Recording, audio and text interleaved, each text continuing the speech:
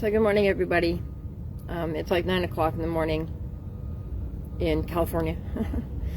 I'm starting my diary. This is my video diary log, my daily log. I have no set schedule and I have no format. So this is just me doing a live broadcast to broadcast my frequency onto the grid in order to, as the 13th pillar, in order to influence the grid activation, the grid dissolution, the frequency of the grid, what's happening in this day and age. This is my diary log of the Atom Seed activation, which began on June 21st, 2026. And so we are on day 13 of the gestation and maturation of the Atom Seed, which is the prophecy spoken about in the Cloister Duratura plates and the records that they carry there within the prophecy they speak about. That is what I'm here doing. And it's Sunday morning. And I have, like I said, I have no format. I have no idea what I'm doing. I'm just here to broadcast my frequency out onto the grid with the Atom Seed as I carry the Atom Seed. Like I said, today is day 13. It's a beautiful morning. I don't know if I'll be doing this outside all the time. Like I said, I have no format. I came out because there's nobody out here, and it's a beautiful morning. And there were amazing clouds that were out in the sky today that spoke to me. They told me a story. You know, since I was a kid, I've always had, I've always looked at the clouds. I've always watched the clouds since I was a kid. I felt like the angels were always telling me stories in the clouds, right? Ever since I was a kid. And my whole life I've carried that with me. I've always seen shapes and symbols in empty space, in between trees, and along, and along everywhere in life. I've always seen shapes and faces and Apollo, come here. And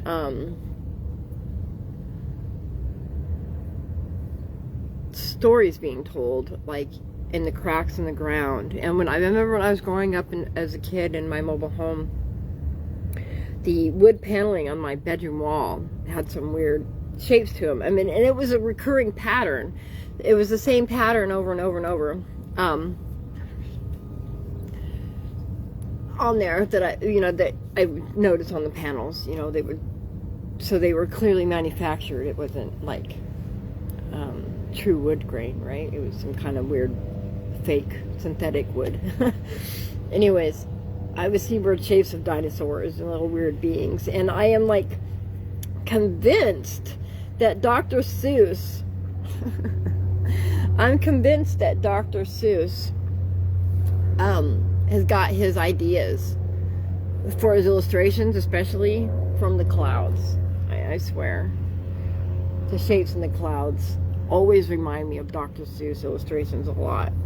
Just all the time, a lot. And I know it seems like I might be just talking about random weird shit, but this is, like I said, this is just a diary to track the progression of the Atom Seed that I carry. And this is day 13. I'm the 13th pillar of the Cloister Duratura plates records, and there's a prophecy that they speak of within those plates, those hologram discs, and they speak of the 13th pillar in the Mother Ark, the Flame of Amaranth, the Mount. I can't say the real words. They're too hard to pronounce, and without teeth it's even harder. So I don't even try. But I am the 13th pillar of that prophecy. And if anybody, I'm here to share about Keylontic science and the Kathara grid of life. the true grid of life. The Kabbalah tree of life is a base 10 element Kabbalah structure, excuse me. And the Kathara grid of life is the 12. It's 12. It's a 12. It represents the 12-strand DNA potential of the true grid of life, the true grid tree of life.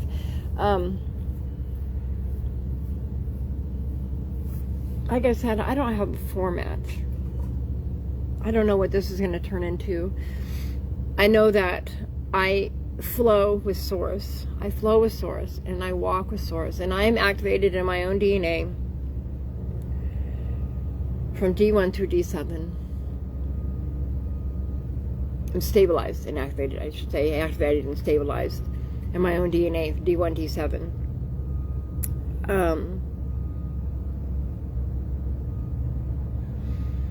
I carry the Atom Seed, and this is what this diary log is about. It's about that journey that started on June 21st, 2026. And I just started this diary a couple days ago, just learning how to hear my intuition clearly. It's a struggle, because it's a struggle for all of us. We don't listen to the small still voice inside of us. We listen to the loud voice in our head, and we identify with it more, and think that it runs the show, and it doesn't, and it's afraid of everything, whether it acts like it or not. Our ego is a mess down here.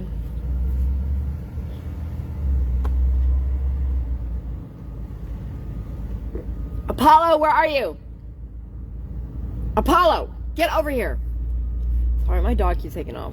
There's nobody in the parking lot, but of course, right when there's a car in the parking lot, I gotta look, and he's across the street, across the parking lot, not across the street. But sorry to yell, but he needs Apollo, come. I'll have to remember to keep the door locked, because he likes to take advantage of the fact that I'm not paying attention to him, and either he wants my full attention, all up in my face, or he wants me not paying attention so he get away with naughty shit. So I hope everybody had a good 4th of July. Get over here and lay down. You need to not be over there. Stop that. Get over here and lay down. Go. Mine was quiet. I stayed inside and did a sound bath, because I'm like right here next to some kind of, I guess, where they did the fireworks in Torrance, the community center or whatever. I don't even know what it was. I don't know that they were loud for hours, and booming loud, because they had the big mortar fireworks, and I just know that for like 3 hours straight, it was boom, crackles, and car alarms. So, but anyways.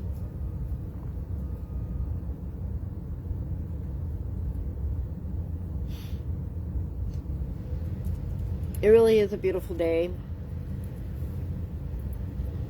Apollo, stay over here, please. Apollo, come. Please come. Please, Apollo, now. Do not make me continue to yell at you. Get here now. Go. Go now. Go. Go. I don't know why you're not listening.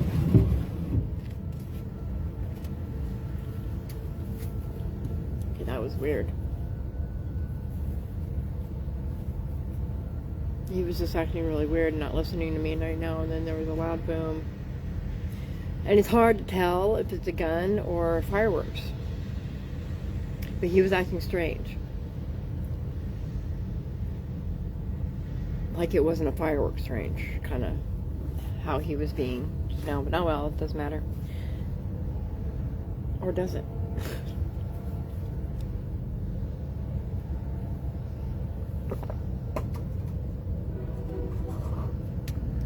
I'm kind of trying to let these video diaries morph into whatever it is they're gonna be, because I have no idea how this is gonna work, and I'm not used to being in front of the video, but I do know that Source is very, very, my oversouls are very, very, very clear about me being on the live broadcast, simply because of the need to put the frequency out there pure into the grid without the distortions of uploading and downloading and all that stuff. Like apparently that's what I am certain of, that the live broadcast has the purpose of not distorting my frequency and the frequency of the atom seed that's being broadcast through these live feeds, through these live broadcasts from me as a 13th pillar, and the frequency of the atom seed.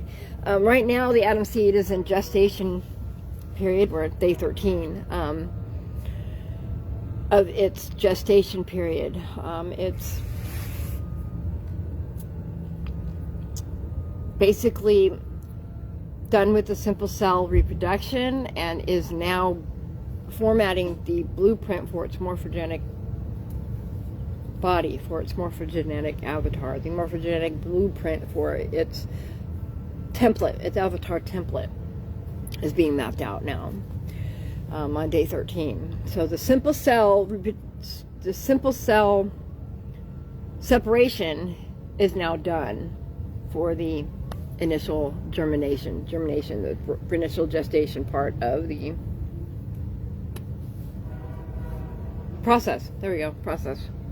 I gotta remember its words. I'm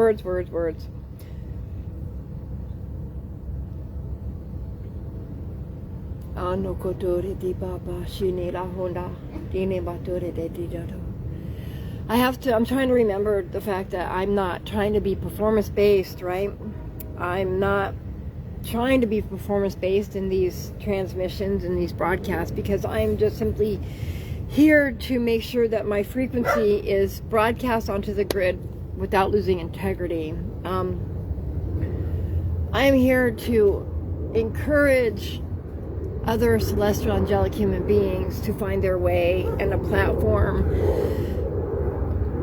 to discover, so they can find their way to their true path, which is through Keylontic science. The discovery to Keylontic science it's forbidden knowledge, right? But it's not really forbidden knowledge. It's the knowledge of our ancient origins, of our history, and of our true creation. That is outside of the dogma of religions. And Keylontic science is spirituality. Spirituality and science are one and the same. And Keylontic science is the bridge to that discovery in quantum physics. And the idea of junk DNA there's no such thing as junk DNA. Will you stop? So the junk DNA that scientists talk about is not junk. It was separated out of our DNA and put into the nucleus of our particuli to slow down our evolution, because we were distorting our own genetics in the beginning when we were first created. The capped off DNA, though, are distortions that happen from other extraterrestrial beings that have disrupted our evolution and our ascension. And ascension is a science, is a mechanics. It's called ascension mechanics. And you can find this information through Keylontic science. And you can look it up. And I have posted many videos on my Facebook feed that reflect this information, that would give you the good resource for this information that I'm speaking on. Ashiana Dean is a good reference. She's the one that introduced this on our timeline, and she presented it very well and very cleanly. The MCEO teachings, the Freedom Teachings, these are all things. If you have heard of Samuel Lee, MD, he's a spiritual psychiatrist, and he also speaks about this very cleanly. And activating our DNA, our 12-strand DNA, so that we can evolve and ascend properly and get out of the trap of this matrix that we've been living in. And if you identify as being a chosen one or a star seed, then you already know what I'm talking about. You already know that we don't belong here, and the way the world is not correct. It's not right. the CDT plates, the Cloister Duratura plates, speak about this time between 2026 and 2033 being the time of the New Earth Old Earth split. Now, I'm not talking about New Age stuff, just so that I make myself clear, because New Age, it's still a capped system, and they're still distorting the truth as well. They're closer to it, but that's because the shadow entities had to adjust their agenda as we did evolve as humans, which was inevitable with science and technology. They're just hoping to take us into a anti-organic ascension through AI, and that's not true ascension. That's not true evolution. That again is a capped system, and it's spying into the immortal black hole evolving into stardust, which is nothing evolution. That's de-evolution. We want to evolve, not de-evolve. And evolution involves going inside ourselves and activating our chakras and our own DNA. And when I say chakras, I'm not talking about the traditional Indian Hindu religious system, because even they have a capped system, because they only speak of 7 chakras when there's 15. We have 15 chakras within our system, within our body. The 7 that they talk about are just simply in the 3rd dimensional realm. And even then, it's also within the soul realm. So we've got there's a multi-dimensional universe that we live in, the time matrix, the soul matrix, and the Cathara grid that speaks all of this. And again, Keylontic science. And we, from micro to macro, micro to macro, the sky, the cosmos, and the planets have everything to say with our evolution and who we are. We're connected to the planets. How can we not be? And our natal chart, our time when we're born, and the time that we're born, and where we're born, is the cipher key to knowing who we are in this incarnation. And if we take the time to break down and have our natal chart looked at, or have somebody look at it, and I'm not talking just a Western astrology, I'm talking about Vedic, the sidereal, the real, true astrology that works with the real map of the sky, not a distorted version of it. And which is Western astrology, tropical astrology. We want the sidereal. I mean, they both apply, because energetically, the tropical astrology applies to the matrix, to the containment field that's in play, to the shadow entity's agenda. It plays with that energy and that technology. The sidereal, the Vedic astrology, is the true map of the sky, and it is the true authority, so to speak. And it's what the Cloister Duratura plates, the holographic discs of our origins in history, the true origins and history of creation and our planet and our universe, speak about. This is all within those origins. And these discs, these holographic discs, have been stolen, they've been hijacked, they've been kept. They've been all the wars, all the wars that we see and hear about in history, the galactical wars, especially Star Wars, is a depiction of ancient history before Earth was created, and all those wars had to do with these discs, these discs of creation, and then on top of these holographic discs, these 12 holographic discs that have been created, that speak about our origins, they coincide with the 12 stargates on the planet. So there's 12 stargates on the planet that these holographic discs coincide to and are keys to. And on top of that, there are 12 biological, human, celestial, angelic beings who are coded, genetically coded, to each one of these holographic disc plates and the stargate that it coincides to as well. So with that being said, there's 12 tribes of the humans. I mean, the dogma of religions have the truth in it. The truth is in there. It's just really coded and distorted and inverted completely. And it talks about a patriarchal system, which doesn't make sense when creation happens in the female avatar. Creation happens in the female aspect, in the feminine aspect. And the Trinity, we need to look at this: Father, Son, and Holy Spirit, male, male, male. There's something very wrong with that whole picture, and we bought into it. Even me, I believed in the dogma of Christianity for most of my life, for my own personal reasons. And the thing is that it's not wrong to do that, because Yeshua, his life is in there, is just distorted also. And Yeshua isn't, the Christos consciousness isn't what we think it is, and the story that they say that he and who he is wrong, even in the Bible itself. And the Bible itself talks about a system, an Abrahamic. It's not love. It doesn't reflect love. And whether, as much as they tried to sell it as though it doesn't, the Old Testament version does not sell a creator of love at all. A creator does not punish his creation for building a tower, wanting to be closer to him, and then dispel their language so they can't communicate. A creator of love doesn't do stuff like that. And we need to recognize that these beings that say that they are deities and that created us are not. The gods that they talk about, the deities talk about in the Bible, are not who created us. They are the ones that distorted our genetics and then lied to us to keep us small and to keep us from our power and to keep us feeding their immortal system, because through their own free will choices, they have disconnected their own soul matrix, their own time matrix, their own Cathar grids from source, and have been feeding off of ours for millions of years.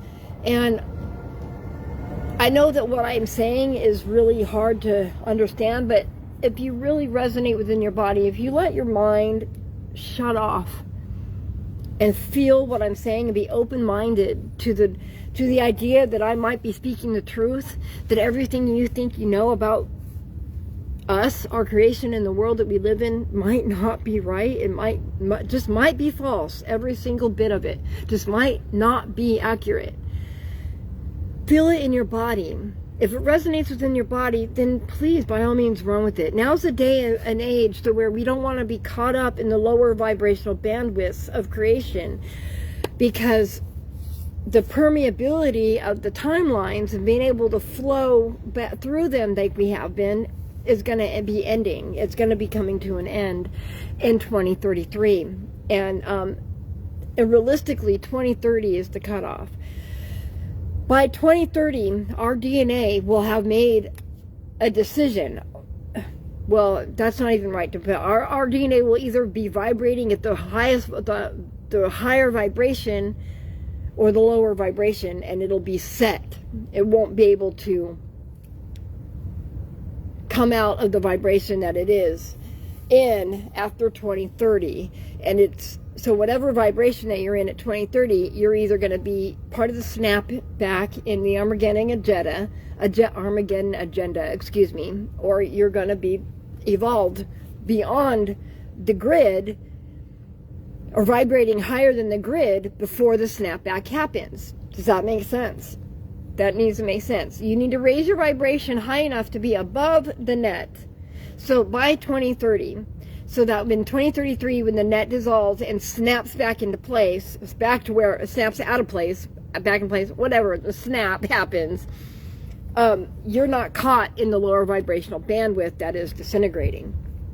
You want to be above the net container before it collapses, so to speak, before it snaps back. And because that dissolution is a dissolution into the black hole and dissolves into nothing, into stardust, which means there's no molecular or cellular or particle memory of you ever having had existed. And that's not evolution. That's dissolution. That's dissolving into nothing and never having been. And most beings we don't want that, right? And the beings that have disconnected from their own soul matrix and time matrices, they're desperate, which is why you see all the chaos in the world today, because the dissolution is happening. The black box, the Metatronic black cube technology has been overwritten. It is no longer loosing souls. It's no longer stealing. It's no longer applicable to the shadow entities. And they can no longer use the grid to control their agenda, is what I'm trying to say. They have lost control of the grid. I am the 13th pillar. And I know that, see, the reality that we see today, get used to the idea that it's not going to be this peaceful for very long, you guys. The Armageddon agenda involves the realization that we are not the only ones in the galaxy. There's aliens. There always have been aliens. We are the baby creations of the universe. We are the babies. But with that being said, human angelic celestial humans, excuse me, celestial angelic human beings, there we go, are the only creation with 12-strand DNA potential. We were created to be the guardians of the planet. Not just the planet, though. We were created to be the guardians of the galaxy, the babysitters of the galaxy. And that's why these shadow entities have gone out of their way to suppress our evolution, because, well, first of all, we're the most powerful beings in creation. We were created that way with a purpose, with a reason, for a reason. So that makes us, our energy, the most powerful for them to feed off of.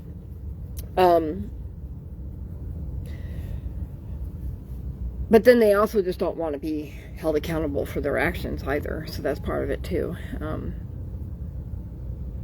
They think that they can sustain their immortality, or they have thought, I should say. They are no longer in that illusion, because they've lost control of the technology that they were using in order to sustain their immortality. But with that, with the technology being overwritten, within that is the possibility for the shadow entities to also jump on board the evolution train and not dissolve. That's part of the prophecy. That's part of the gift that's being given in this gentle approach to the dissolution. Celestial angelic human beings need to know their truth. They need to know the truth. They need to wake up. It's time to wake up. You got 3 years to raise your vibration above the containment net so you don't get caught in it. If you don't want to be part of the Armageddon agenda of the dogma of religions, the dogmas of religion, by all means, keep doing what you're doing. Keep judging people. Keep thinking that it's everyone out for themselves. Don't be kind. Continue doing the shisty, shitty, shameful things that you do then, and be happy with that. Be happy with your life. Anyone else who's tired of that pattern and tired of living that life, jump on the evolution train. Ascend your own DNA. Look inside yourself. We never needed a savior. We are our own savior. We came to save ourselves. We incarnated in order to help the planet ascend, and this day and age ascend, especially if you identify as a chosen one, or an indigo child, or a star seed, or any of those. We were born with our DNA online. We don't have to go through the hardships of activating our DNA like other humans do. The indigo, that's the only difference between the indigo children and the chosen ones, is we were born with our nervous system and our DNA fully online, just not activated. It's up to us to activate our DNA. And I encourage you, every single one of you, because there's more of us than we admit. Our generation, Generation X, especially Generation S and millennials, we're full of indigo children and chosen ones because of this day and age, because of this timeline, because of this time frame, because of the childhood and the generation that we lived in, with having an analog childhood shifting into the digital realm, right? We have a special ability within both cultures.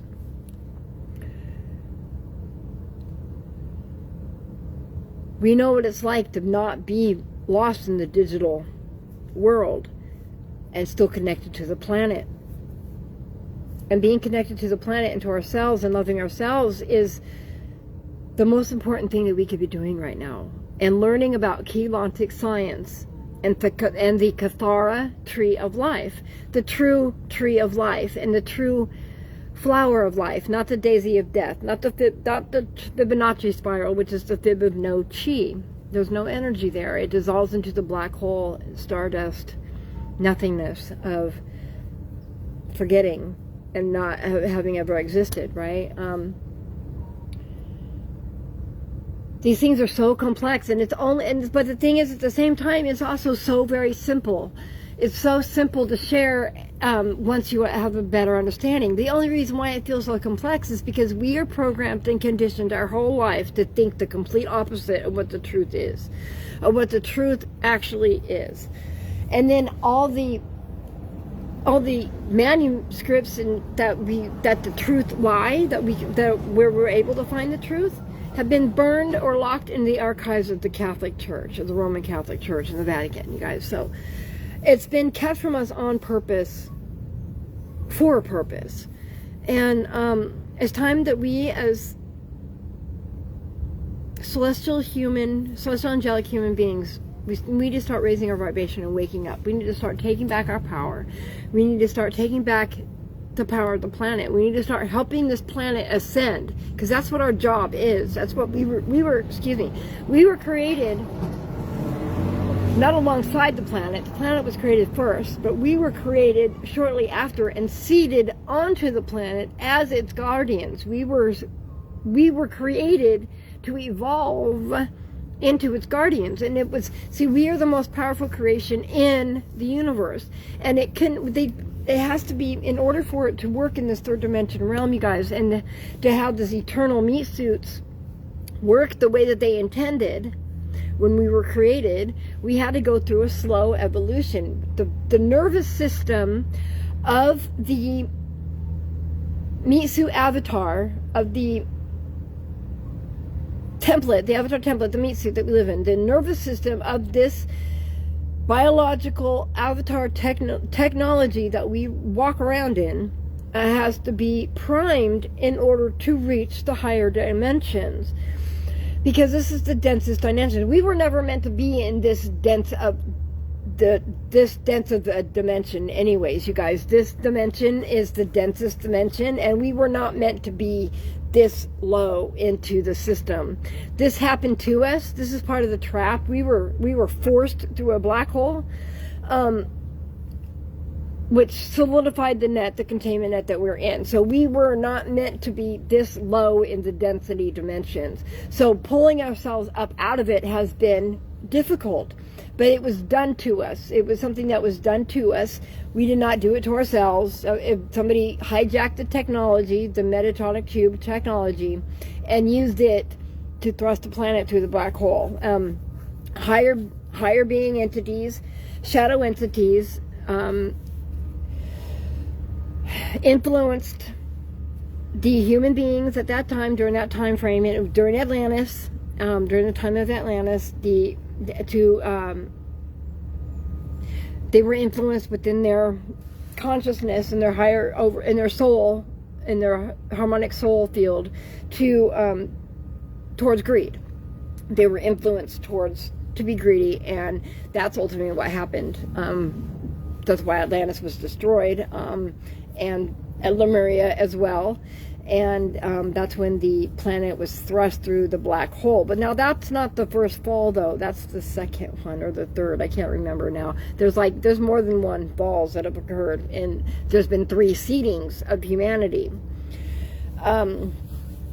like I said, all of this information can be found in through Chelonic science, in the Cathara grid of life, and the Cloister Duratura plates, and the records that they carry within them, and the prophecy within. And I am here fulfilling the prophecy that it speaks of. I'm the 13th pillar, the Mother Ark, and I discovered all of this about myself within the last 6 months.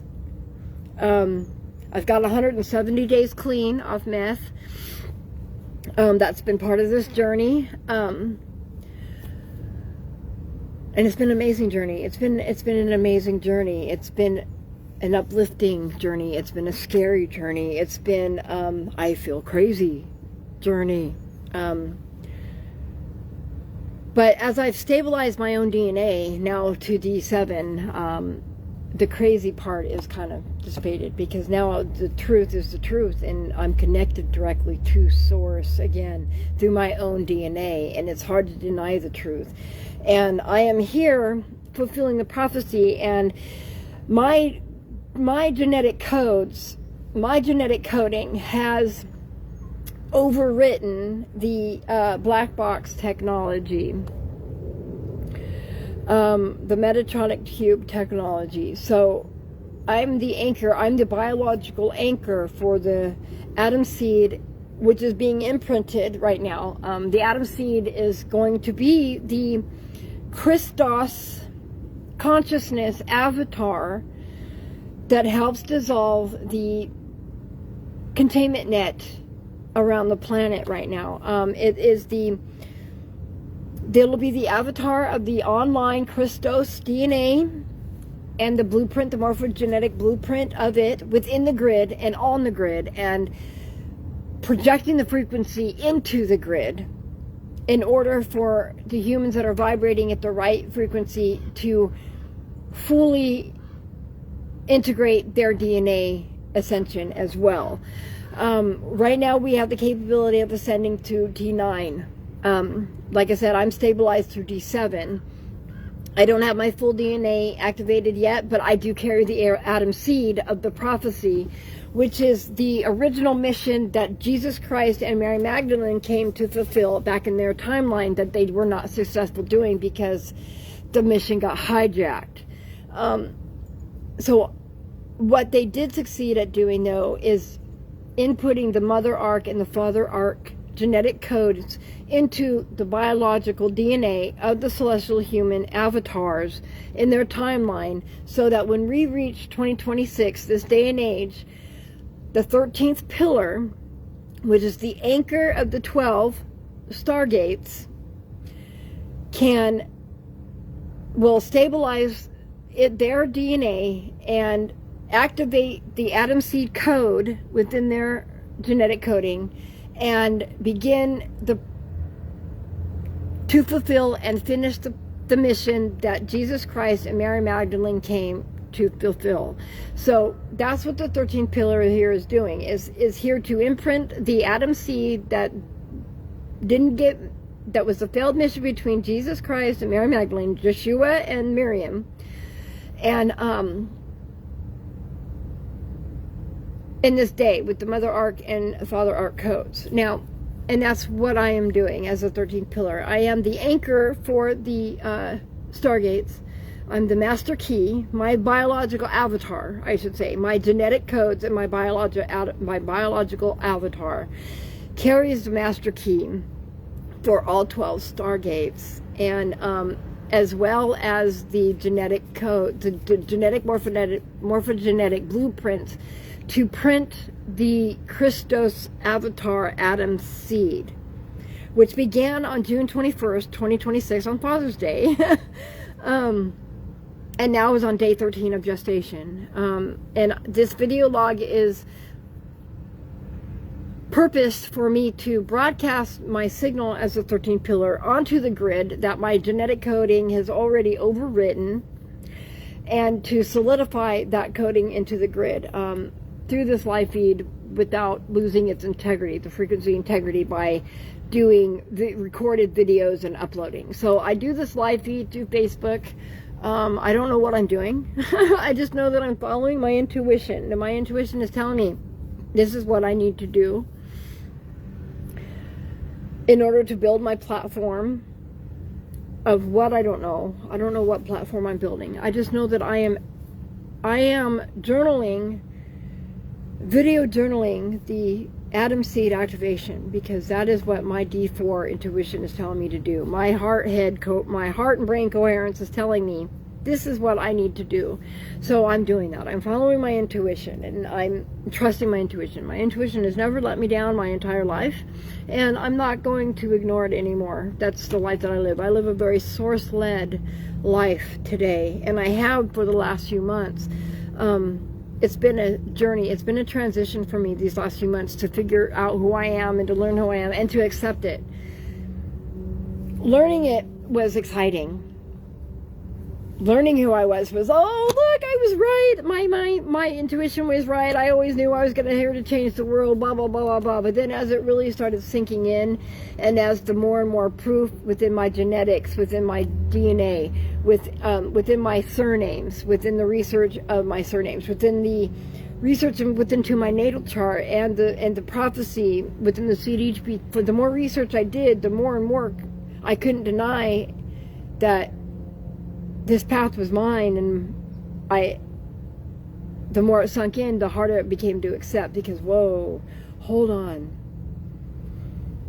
As it started to be ringing true and truer and truer and feeling truer and truer and truer within my body and my own DNA and my own spine, I had to stop and be like, whoa, okay, I'm really changing the world. I've always meant that. I mean, I've always said it jokingly, or, or just in,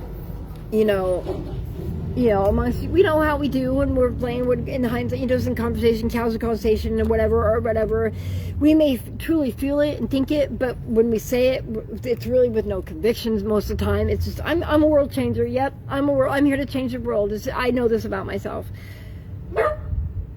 But then to have it actually end up be like, oh no, you're actually here to change the world. That's a very profound moment to sit in for me. That was a very hard, that was a hard month for me to walk around in and digest. But Source is so gentle, that's the thing. The Source is love, and love is gentle. And this process has been gentle. And that's the thing that we don't realize, like, everything is love, you guys, and everything that we think that looks like love that isn't needs to be filtered out of our lives. We need to stop giving in to those impulses that are fear-based. Apparently they're still doing fireworks. Yay! But fear, false evidence appearing real. There's no such thing as fear, you guys. Fear is a choice that we make to not choose the truth and to not choose to love. Not, it's an excuse that we cling to. If we are walking in love, that looks different than mistreating others. And I'm not saying that we make everybody happy, because that's not the case either. When you love yourself, you're loving yourself. You're being true to your own path. And sometimes that's not going to make somebody else happy. But see, that's their problem. We need to learn how to let people have their problems and be their problems, but do it lovingly. We don't have to judge them in there, and we don't have to judge them for judging us either, right? That's what love really looks like. It's letting people be where they are in their journey, and recognizing that when they deflect and project onto you, that it has nothing to do with you. It doesn't. It has to do with them and the mirror that you reflect upon them that they're not willing to look at the moment. And we need to learn how to walk away from stuff. You don't have to own it, and you don't have to be offended by it. That's what love looks like. And that's what Jesus meant when he said, turn the other cheek. Now, he didn't say, allow yourself to be disrespected. He didn't say to allow yourself to be a doormat and walked on. But you don't have to be offended by other people's offense.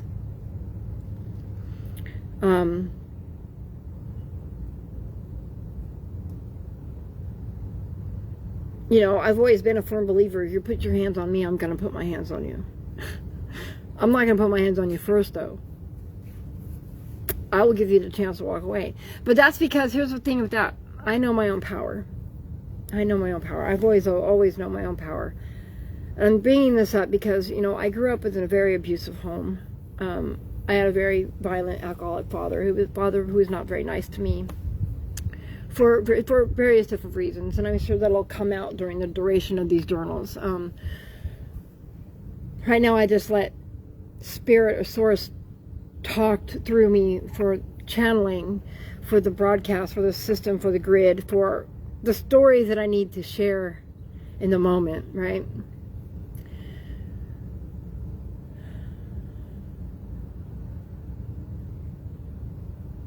And I derailed my own thought, and that's okay. I didn't really want to go where I was going anyway, where I thought the Spirit wanted me to go anyway. So apparently I'm being allowed not to have to go there. But the point of the matter is, we don't have to choose the things that are done to us. We can choose to be better. And you know, and what I do want to say is, the life I lived with my dad, yeah, as much of a violent alcoholic as he was, and for as angry as he was at me for my existence, and a lot of you who know me my whole life, or know me for any length of time, or know my kids, know my story. You know my story.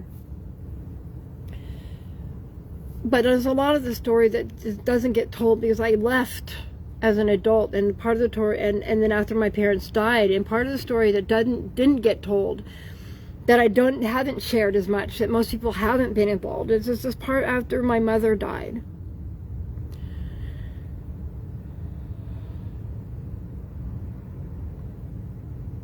So, the day that my mother died was the worst day of my life, you guys.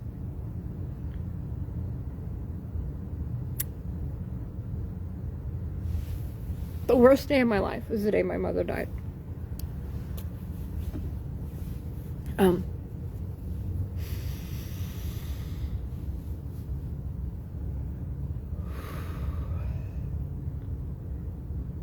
I've had a lot of trauma in my life. I've had a lot happen to me in my life. I've had my life nearly taken. I've been hit in the head with a sledgehammer.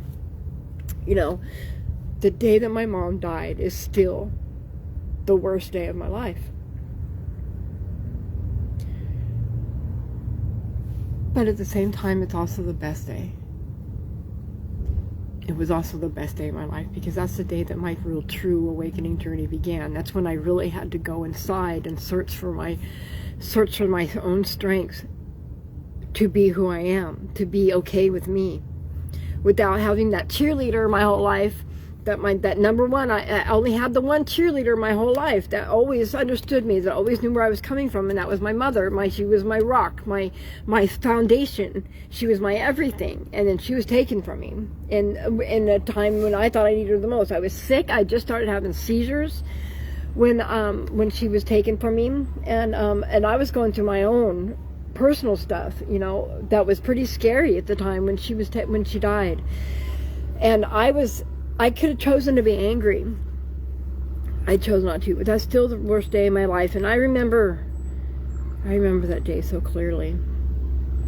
But that's not what I'm here to talk about. I'm here to talk about the fact that my dad, the story about my dad, because a lot of you know, he was an abusive asshole. He was mean to me. I was the product of an affair. Okay, that cost him his first marriage and the relationship with my brother, his son. And then I wasn't a boy, okay? And then when I was born, I wasn't a boy, so that just pissed him off even more. So he didn't know what to do with that anger and rage inside of himself. He just did what his dad did to him. Okay, and then when the difference between him and I is, when he was 17, though, he ran away from home and joined the Navy to get away from his violent alcoholic dad, right? I didn't do that. When I was 16, well, I ended up turning him in when I was a kid, when I was a teenager. I did. I turned him in. I told the truth, finally, when I was a teenager, but that's because there were events that took place that warranted it, and I finally just said, fine, you want to know the truth, and here's the truth. Here's the truth. And I was in foster care for a while when I was, 14, 15, 16 years old. But that's only because my dad finally crossed the line. He crossed the line that fathers shouldn't cross when I was a teenager, and that's why I told on him. But I don't want to get into all that, because none of that is really relevant to the story that I want to tell. Because, granted, my dad was who he was, and he was mean, and he was bullied, but he was no better than any other human that didn't know better, who didn't take the time to learn better. When my mother died, I had choices to make at that time, because, she was the one that was taking care of my dad at that time. And when my mom died, my dad was really sick. She was waiting for him to die. She had set up separate accounts. She had let the house kind of like fall apart because she was waiting for him to die so that she could live her life. And I say that, and I know that sounds so gross, but it's the truth, and it's the fact of the matter. My mom, she only stayed with him out of the obligation of her vows. And then she stayed with him at the end because if she didn't take care of him, he couldn't take care of himself. So she followed through on her conviction within herself. This was her mission. This was her purpose, and she stepped into it. And she stepped into it beautifully, and she stepped into it well. My mother was one of the best people I've ever known my entire life. Still to this day, one of the best souls that I have ever met in my life. And I can only hope that I'm half as good and decent a person as she was. And so when she died, my dad could not take care of himself. Okay? My dad could not take care of himself, and I had a choice. So I thought I didn't have a choice. I thought I didn't have to make the choice at first, because I thought my sister was going to step in and take care of the whole take care of daddy thing. Okay, that whole bit. It turned out that she didn't have good intentions. My dad was not a very nice man. We all know that. But that still didn't mean that... Thank you. That still didn't mean that dishonoring her life by destroying everything that she did to protect my dad, by throwing it all away, that just wasn't going to work for me. My sister and I are very different people, and I'm not going to speak ill of my sister, other than the fact that what she did was, what she planned on doing was not okay. And she planned on having my dad sign over power of attorney to her, and selling the house out from under him, and letting him live in his... She told him she was going to let him live in a motorhome in her driveway, and yada, yada, yada. Her intention was, as soon as he signed over power of attorney, though, was to put him in a home and leave him there. And her and I both are CNAs. We're both caregivers that have worked in convalescent hospitals. And so we both know better. And unacceptable. And the thing about that, that's really that bothers me the most is of our whole relationship. My dad never hit her. She was the baby. She was wanted and she was planned. And I got the brunt of the abuse. And I'm not complaining. It's not a complaint. It's a matter of fact. He never really abused her, not in the way that I got abused, and not in the way that he abused my mother either. But he stopped abusing her when I was 12, because I threatened to kill him, and he believed me, and it's a good thing, because I would have. With that being said, we're moving forward from that. My sister and my dad's relationship was different than mine, is what I'm getting at. They were closer. He was the favorite daughter, so to speak. And this is just the dynamics of my family. I'm just speaking of the dynamics of the family. I'm telling a story is what I'm doing. So, yeah. So, when my mom died, and I stepped in, and that brought me closer to my grandpa. I mean, that was a learning curve, right? When you lose your parents, that's a learning curve, regardless of how old you are. As an adult, and it's your responsibility to take care of things, it's a little different. And the thing is, I still have my grandparents. They outlived their daughter, and so this was a weird dynamics for me to deal with. And be in the middle of, and I did it very well. I handled it very gracefully, you know, and I did it because I had to, because I was the only one that knew what my mother wanted. First of all, I was the only person that was close enough to my mom that knew anything. My grandpa didn't know what to do. He couldn't wrap his head around anything. He just said, whatever, you do whatever. He sat in the room while I talked to the mortician with a blank look on his face and just nodded. And then signed the paperwork to take care of everything. I carried that. And I did it gracefully. I'm proud of myself for that. Now, did I mourn my mother through that? No, I didn't. I utilized that as busy to compartmentalize my grief in that moment. And then when my sister said that she was going to sign power of attorney and put him in a home to my dad, I couldn't allow that to happen, right? I couldn't, that wasn't the right thing to do. And so the integrity in me, the 13th pillar in me had to stand up and be like, no, I can't allow this to happen. And so I told my dad, which made my sister mad. And then the next thing I know, I'm moving in to live with my dad because nobody else can take care of, he can't take care of himself and nobody else is going to do it. So now I'm the one that said, yes, I will take care of my dad. I will take care of the person that has hated me my whole life and abused me my whole life.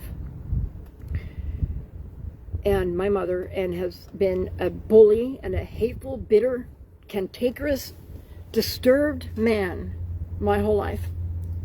Yep, I'm going to move in and I'm going to take care of this man. I'm going to do that. I did that. I did that.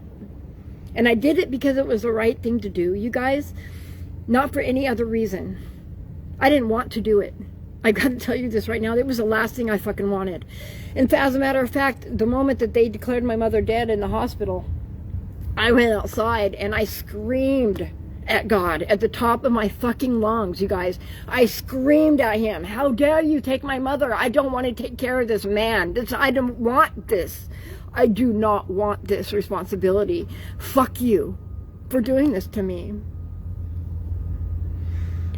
But then I said yes anyway, didn't I? I sure did. I said yes because it was the right thing to do.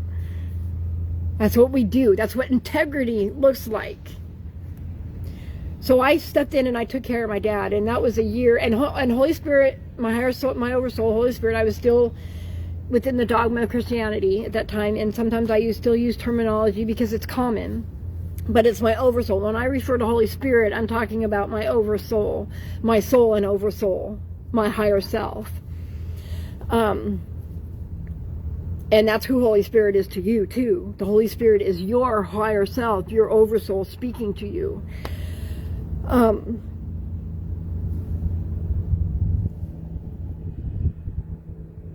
I just had to say yes. That was something I felt like I had to do. I had to take care of my dad. I did not want to do it. And Holy Spirit told me in that time, in my intuition told me, it's only going to be a year. It'll only be a year. And so I held on to that. And I'm like, okay, I'm going to trust you on this. Now, mind you, at this time I was very sick. And Alicia, if you're still watching, I know that this time you and I were getting, because this is when I was taking care of Dan, remember? When I was taking care of Dan Owen. This is when my mother died. And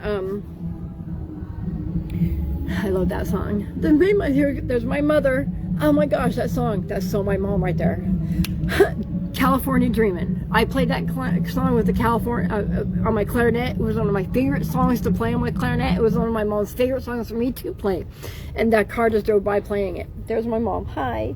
The good response to us. We've got to pay attention. Everything is a sign if you're watching, if you're paying attention, because how can it not be? We create the world that we live in, you guys.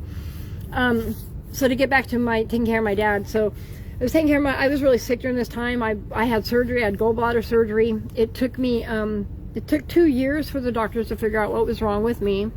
And I had to have gallbladder surgery. It's also the same time I started having seizures really bad. For those of you who know me and have known me for a lifetime, knew that there was a period there around when my mother died, right before my mother died, I started having really bad seizures, a lot. So I was really sick at this time, and starting this new job, taking care of Dan, and quadriplegic. And I was also, and then I transitioned into being the boss, and I also got grants approved for him and care for him. I did good during this whole time, right after the loss of my mother. I kept myself very, very, very busy. While I was doing this after the loss of my mother, I kept myself very busy, and I did some good things. But I was also very sick and had surgery and was going through my own personal things during this time, and taking care of my dad. And taking care of my dad was not an easy man to take care of. And the thing about that I want to get that is, okay, so I had my husband at the time who was helping me and my family, my daughter. And we worked together as a family to take care of my dad, during this time after my mom died. And it was difficult for all three of us because my dad's an asshole. My dad was an asshole, you guys. He was not nice. He was not a nice man. And my mom coddled him at the end of her life. Like she just didn't want to fight or be in conflict, so she just did what he asked. But she did it in a behind the scenes way. She was taking care of things for herself because she was planning on him dying first and then her being able to live the life that she wanted to live. And it didn't work out that way for her. But I saw the results of what she was trying to do after she died, and I took over the care of my dad, and I recognized what she was doing, and then that just added to my grief. But it was a very interesting time taking care of my dad because I wasn't my mother, is what I'm getting at. And I wasn't going to let him walk all over. And there was no way. I was taking care of a quadriplegic man, and my dad wanted me to drop everything in a drop of the hat and come take care of him. And granted, I worked only 3 blocks away from where we lived. I wasn't doing that.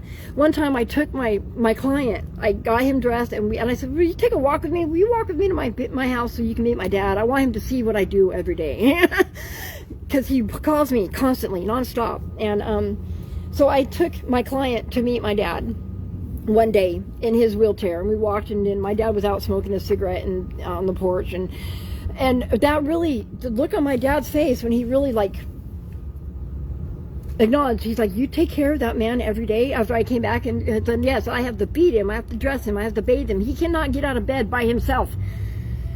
I have to be there to get him out of bed. And I do it all by myself. And this is a 300-pound man. Okay? Yes, Dad. This is what I have to do. You cannot call me at a drop of a hat. I cannot leave at a drop of a hat like Mom did to come do whatever you want. And so that shifted. I saw a shift in his own energy in that moment, in that time frame where he was thinking about his own behavior. And it took my mother leaving for him to miss her, for him to recognize his own behavior and how much of an asshole he had been his whole life. And watching that change in the year that I took care of him was profound. It was something that changed me to watch it happen. But you gotta mind you, there's incidences where my dad tried to light the house on fire, because he wouldn't smoke without his oxygen on. And we came home coincidentally one time on time. He had a 6-foot fire underneath his ass, because he lit his face on fire, and he thought my husband was trying to attack him when he shoved him off to put the flames out. But we lived in a motor home, you guys. If our entire thing would have gone up like a matchbox, we would have lost everything we owned, him, our dogs, everything. Like we were lucky to have walked in when we did. And it freaked my dad out. So these are all changes that happened that occurred while I took care of my dad. But I refused to be my mother. I refused. He couldn't call me at work. He couldn't call me. I set things up. He had to live around a diameter around his oxygen tank, right? Because he was on a cannula and a mouthpiece. He had COPD so bad that he had 10 liters on a cannula and a mouthpiece, you guys. And those of you who are CNAs and caregivers know exactly what I'm talking about. And that's a lot of freaking oxygen to need. A cannula on 10 and a mouthpiece on 10, you guys. That's insane. And he lived around the diameter of his oxygen tank. And so I moved the microwave up to the front of the kitchen. And I started, instead of going to like my mom used to get him grilled chicken from Jack in the Box constantly. My husband and I would buy the chicken and grill it up and keep it in the refrigerator, and brought the microwave closer to the so he could reach it with his circle, encouraged him to get up more and do more, and told him he can cook for himself while I'm at work, you know. And he didn't like it at first, but he adjusted because I didn't give him a choice. I wasn't going to coddle him like my mother did for fear of conflict. I was not afraid to be in conflict with my dad, okay, especially at this point. What are you going to do, old man? And I was not like to him. I was not like that to him, just so you know, okay? I was nice to my dad. Even though I really didn't want to be a lot of times, I was nice to my dad. I was nice to him because I pitied him. I got to be honest. I pitied him at this point. He could not take care of himself. And the man that used to abuse and hurt me wouldn't even be able to harm a fly at this point. And there, I mean, what was to be the point of being mean to him? Regardless of how he treated me when I was a kid, seeing him that way, like, what kind of person would I be to treat him the way he treated me in that condition? I would be just like him. And I chose a long time ago that I wasn't going to be like my dad. I wasn't going to be a parent like my dad, and I wasn't. I was not my dad in that aspect. And I took care of him lovingly. And he as embarrassed as he was at the end, because I had to bathe him. I had to help him bathe. I had to help him. He was embarrassed. And what I'm getting down to is I watched this man change in the year that my mom died. I watched him change profoundly. I watched that man's heart of steel melt into fear and understanding of his immortality, and how much he missed my mother, and how much he lived a life that lacked gratitude, right? That lacked the gratitude that my mother deserved, first of all. And I'm taking him to his appointments in Reno, and he's trying to smoke in the car with his oxygen tank, and not understanding why I'm pulling over the car and getting out, you know. And he's getting annoyed and mad at me because he's like, "What are you doing?" I'm like, "No, Dad, I am doing you a favor by taking you to your goddamn appointments. The least you can do is not smoke while we're driving with your oxygen tank on and put my life in danger to do so." You know, but it took him lighting his face on fire for him to recognize the danger of smoking with the oxygen tank on. And I keep trying to tell him, "Dad, it only takes once. It only takes once. Safety first. It only takes once. If we know better, do better, be better. Fuck, it's not that hard, because it only takes once. Only takes once. And you can lose everything." So you know, the other things that he had changed, and I changed that man. I watched that man change. I watched him become a child again while I was taking care of him, and that was the most wonderful thing about it. And of course, towards the end of the year, okay, so my mom died in November, my dad died in December, and in November he was looking like he was spry and well and doing well, and I had a conversation with the Holy Spirit. I stopped and went, wait. I went, "You told me I would only have to take care of him for a year. What the hell are you doing to me right now?" But it was just a little over a year. She still kept her word, but it was what was happening. Spirit was showing me what love can do, what real love can do for people. And I watched that change my dad. I watched my love, my true integral love for not just myself, but for humanity and other people, changed my dad. I watched it change that man. I watched him become a child again. I watched him have hope again. And at the end of it all, I mean, and it's amazing. But I will add the story. Spirit wants me to tell me this part of the story. My dad, when he was in the ICU, and because he came back, he bounced back, and we thought that we had gotten it back, but then he declined again, because that's what happens. He had gone way past the point of being able to heal his body with the COPD. He was no longer going to be able to heal. It was fatal. It was terminal where he was at. it was just a matter of time. And COPD is really a nasty, nasty, nasty disease because it drowns you. It drowns you from the inside out. Your body is drowning itself. And it's really scary to watch, and it's scary to go through. My dad was scared. He was scared at the end, you guys. Really scared, and it's a torturous way to go. But that's a reflection of the life that he lived, right? And he died alone because I couldn't get there. I wasn't there on time. I couldn't get there on time. It was the only reason I tried. But there again is the reflection of the life that he lived. Before he died, 2 weeks before he actually passed away though, he had succumbed to his COPD, and he was on a ventilator in ICU in Reno. And it was anticipated that he probably would not come off the ventilator. Okay, so this was probably going to be it. And so we had to, so I got the family together, and we were talking about, and we were going to let it play out the 14 days. We were going to let the 14 days on the ventilator play itself out, in hopes. But after somebody's on a ventilator for 14 days and they don't come up, if they don't come off of it on their own, given the condition, then once they take them off after 14 days, they're not expected to start breathing on their own. And those of you who are in care, healthcare know this. You guys know what I'm talking about. So this 14 days came about. My sister she came from Idaho to visit, and to be there and stand by. My aunt, my dad's sister was there, and we were all there to pull him off the ventilator, and expecting him to expire, right? Well, my dad's a cantankerous old man, and he woke up. He woke up, and he woke up mad. He woke up angry, and it was like, oh wow. And it was like one of those moments, even the doctors, everybody's astonished in the hospital room. They're like, what the fuck is this happening? What is happening? This man, like, his lung capacity and his condition is so far gone. There's no logical sense for him to be waking up. And he woke up, and he woke up mad.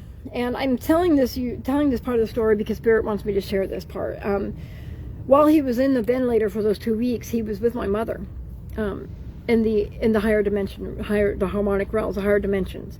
He was with my mother, and they were conversing, and they were talking, and they were hanging out. And I had a dream during this time that his hospital room was full of light, and my mother was in the room with him, and 4 guardian angels, 4 angels were in there with him.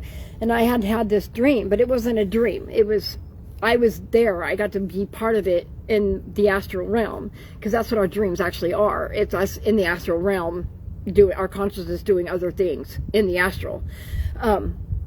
So I was privileged to be a part of that. Encounter with my dad in his hospital room with my mother. And when he woke up, he was mad because he was scared. He was scared because he thought that he was, what happened to your mother? He looked at me. The first thing he said was, where's your mom? What happened to your mom? And I was confused. But then I remembered the dream, and I was like, oh, okay. So then that's when I had the epiphany that it wasn't a dream, that it was an astral experience. And because, like I said, I've just been learning these things. During this time, I had no idea about Chelonic science and the Cathar grid of life or any of that. I was still within the dogma of Christianity. I was teaching it, as a matter of fact.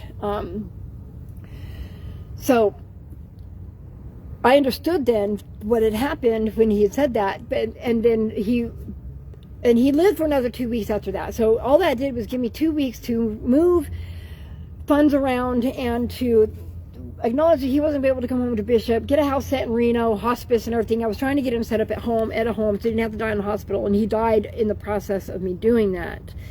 But before, the 2 days before he actually died, I was getting ready to go back to Bishop from Reno to finalize some account stuff and to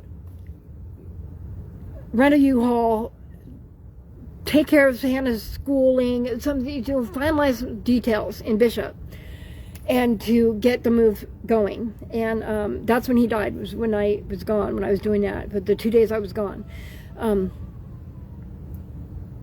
But before I left that last time, the last thing he said to me was, he told me he was proud of me for the first time in my entire life. Told me that he was proud of me. And he told me he loved me so many times. His love didn't mean anything to me. It just meant that he was buying he felt guilty for something. And that's what I knew that when I was young. Stop! And, but I always wanted him. He never told me he was proud of me, not once in my entire life. And so, you know, on his deathbed, he told me finally that he was proud of me. And he told me that he was sorry for the way that he treated me. He told me, his words were, when you came in to take care of me after your mother died, I was scared to death because I thought you were going to treat me the way I treated you. Those are the words that my dad said to me on his deathbed, the last time I saw him alive. And he told me that he was proud of me.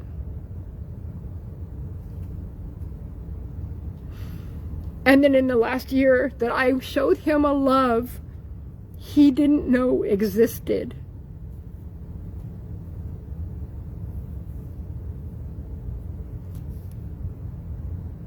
And I carry those words with me.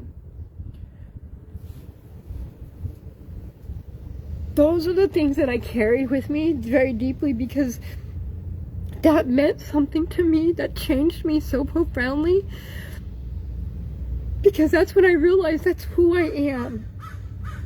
Before I realized I was the 13th pillar. I am love. I am love. And I'm a love that most people don't recognize and don't even realize even exists. And I have walked in that my whole life, and I am proud of that.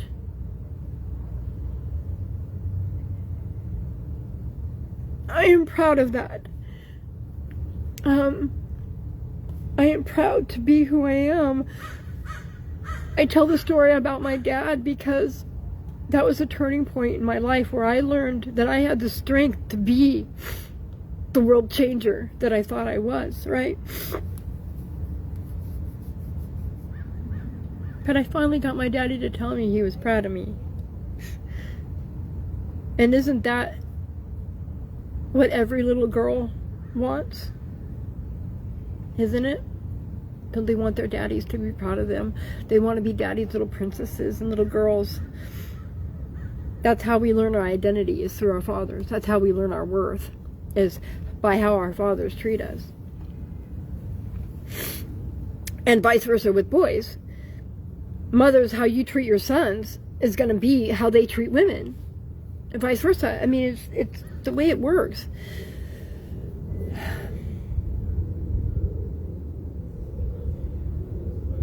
My life has changed so profoundly and so dramatically in the last 6 months.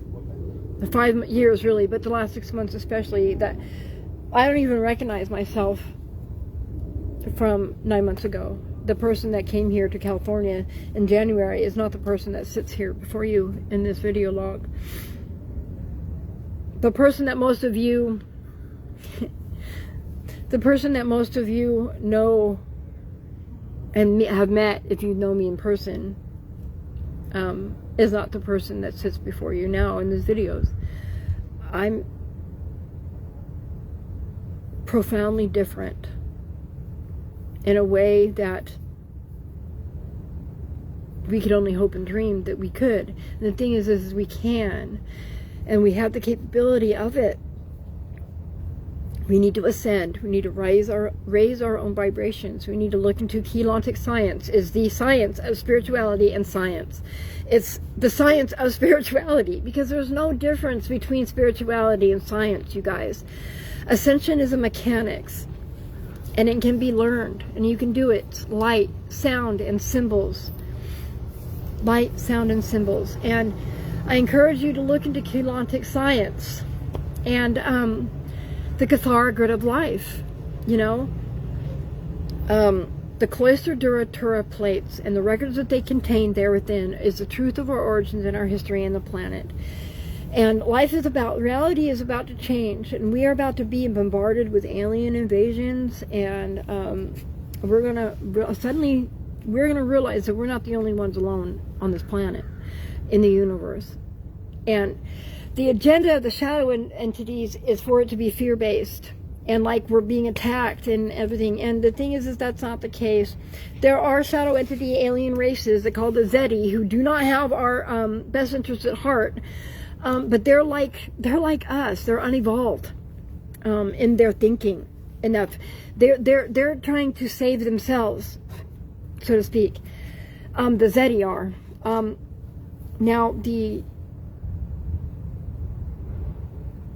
reptilian races, the draconian, more or less the dracon, and the higher dimensional reptilian races are the ones that we need to fear. Those are the ones that we should have reverence for, the ones that we should try to avoid. But even then, now it's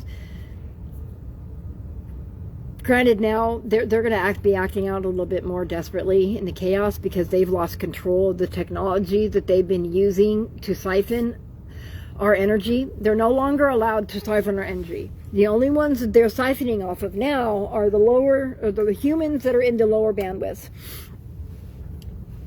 still vibrating in the lower dimensional bandwidth, dimensions 1, 2, and 3. A lot of you chosen ones, a lot of you indigo children and chosen ones, you're operating in those bandwidths, but you don't have to be, because your DNA is already online. And if you chose to do so and chose to do the stillness and meditation, you could raise a vibration into the second harmonic field and into dimension 6, 7, and 8. And if you do so, you're going to greater your chances of your ascension before 2030. For those of you who are still in D3, a lot of you chosen and indigos are actually at D4 though, and aren't realizing it. And it wouldn't be too hard to transition into D4, because D4 is the astral plane. It's where our dreams lie. And if you start practicing meditation before you go to sleep and start practicing methods of lucid dreaming and all that stuff, you can get there. You got to remember, you got to have the intent of actually wanting to do it, of the intent of actually doing so. Otherwise, you're not going to get there. The intent is where the heart connection, the cohesion between the heart and the head is with our intent, our true intent. And when I say that, I mean feel it. Be that which you are striving to be. You want to change, be the change. I know that these are all cliche things that we have heard, but there's so much deeper meaning to it if we actually apply it to what it actually says. If we actually look to what it says, be the change you want to see. It's literal. It is the most literal thing, and it's the most simplest thing that we can do. Just be the change you want to see. Vibrate at the frequency of gratitude first, because that's a choice. You have a choice to be grateful or not grateful. And you have a choice on whether or not you treat your brother with kindness or not. Everybody deserves kindness. Everybody. I don't care who you are. I don't care if you're a shadow entity or not. You deserve to be treated with kindness. But not everybody deserves to be treated with niceness. My kindness and my nice are different. I guess a good example of this could be, so a good example is this: I've heard a story, it's a good story. Somebody told it this way: kindness and nice, or there's difference between being kind and being nice. And you can look at it in the cultural differences in our own culture, in America. East culture versus the West culture. Or West Coast versus the East Coast versus the West Coast, I meant to say. So East Coast, you're stranded on the side of the road with a flat tire. Okay, people on the East Coast, they're going to stop and they're going to help you, but they're going to berate you about how stupid you are for not knowing how to change your own tire. Okay, that's kindness without being nice. Okay, the kindness is showing up and doing, not necessarily being verbally okay, not being maybe being abrasive about it is what I'm trying to say. So the kindness is, they came, they showed up, they're helping you change the tire that you don't know how to change, but they're telling you about how ignorant and irresponsible it is that you don't know how to change a tire for a car that you drive. Okay, so that's kindness versus niceness. Now on the West Coast, people are gonna, you're stopped on the side of the road with a flat tire. People aren't stopping to help you, but they're feeling sorry for you as they drive by. They're saying, "Oh, that sucks. I'm sorry that sucks for you." Okay, now that's not being kind, but being nice, right? That's the difference. So be kind, but you don't always have to be nice. Nice is like respect. You want my respect, then give respect. You want me to be nice, then be nice. I'm going to treat you the way I'm treated, to an extent. And if you cross that line to that extent, I just don't fuck with you. There's no other line. But here's the thing, like, violence only begets more violence, right? I'm not a violent person. However, just because I don't promote violence and will not advocate violence and will not be the first one to be violent, let's not get it mistaken that I don't know how to be. Okay, that doesn't mean I'm weak. It just means I choose peace. I choose to be peaceful, but that doesn't mean I'm weak. I'm not, by far. If you put your hands on me, I'm going to put my hands back on you. If you feel like you can disrespect my body, I'm going to disrespect yours. It's the way it goes. I choose not to be a violent person because I know my power, I know my strength. And I know that violence doesn't solve anything. Now, granted, have there been moments where I've had somebody spit in my face and I've not reacted, but that's because of the situation that I was in. And that's what that person that spit in my face needed. They needed to be able to project their rage somehow without having it projected back onto them in that moment. And I know that that's hard to understand, but that's the kind of person that I am. I am the villain in people's stories that they need, and then I'm also the punching bag that other people's may need, simply because I won't punch back. Simply because I recognize that the punching that they're throwing, the punches that they're throwing, is because they're hurting so much inside that they can't control themselves. And when you are a mother grieving the loss of a child, that's the kind of grief, that's the kind of rage that I'm talking about. Sometimes we don't know what to do with what's inside of us, and sometimes our lashing out looks a certain way and can look disrespectful. It can look like this, it can look like that to somebody else on the outside. But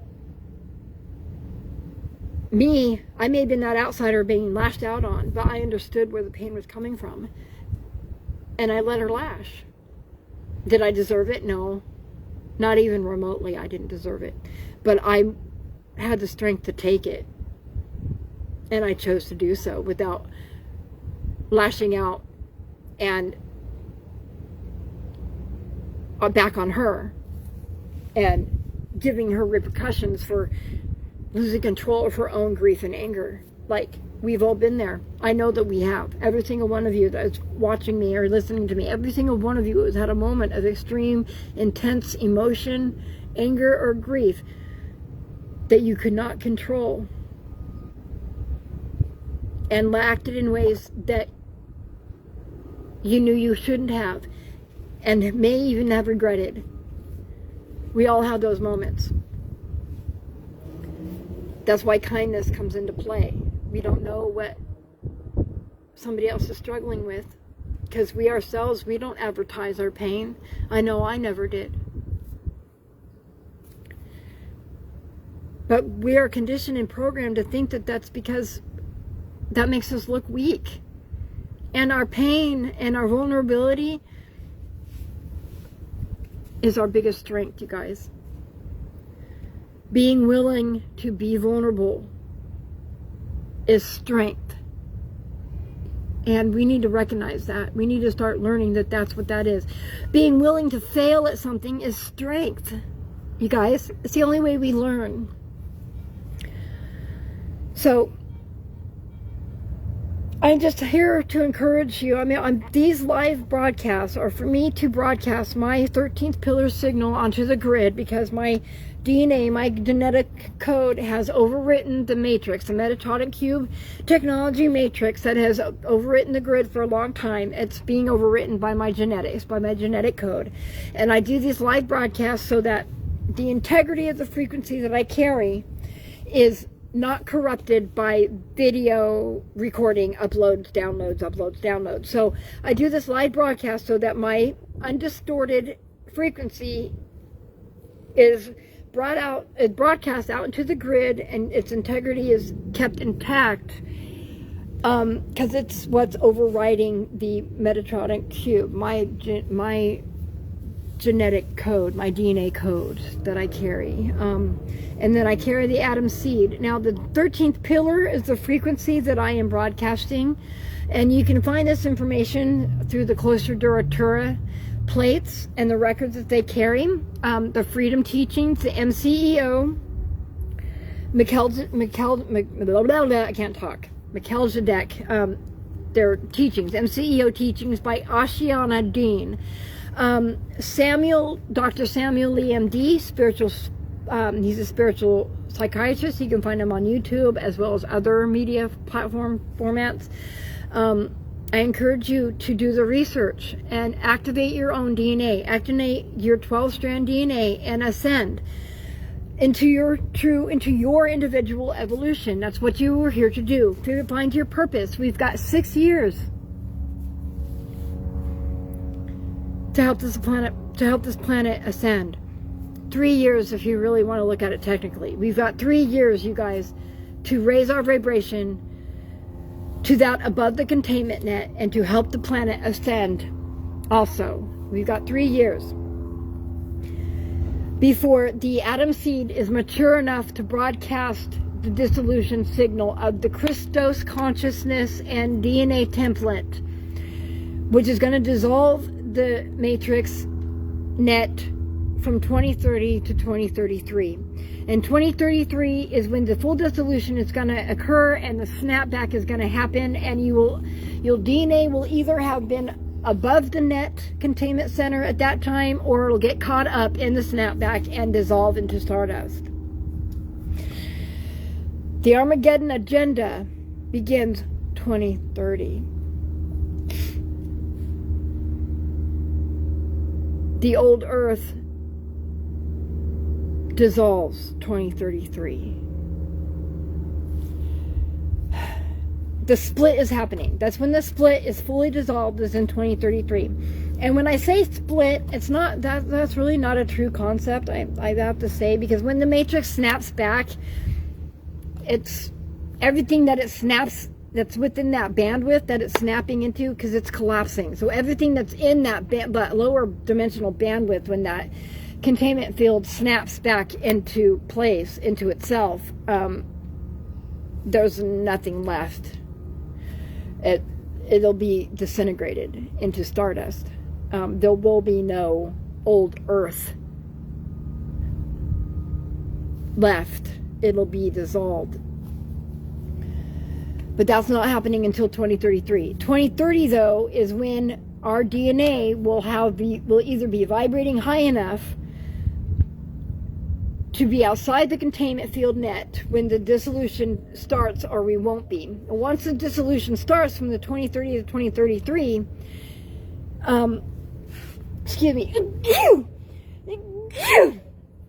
excuse me, and I keep messing with my nose. I figured out that that's part of my channeling.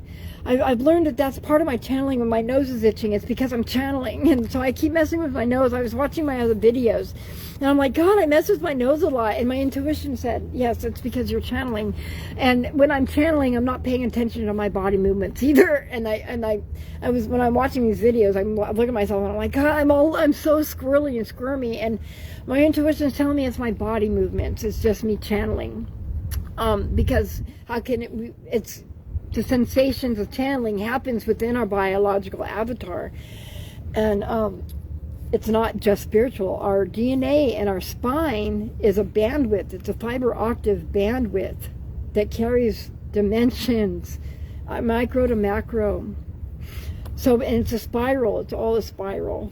It gets bigger and smaller. And time is not linear. It's all happening at the same time. And I forgot what I was talking about a second ago before I started sneezing and talking about my itchy nose. And that's okay.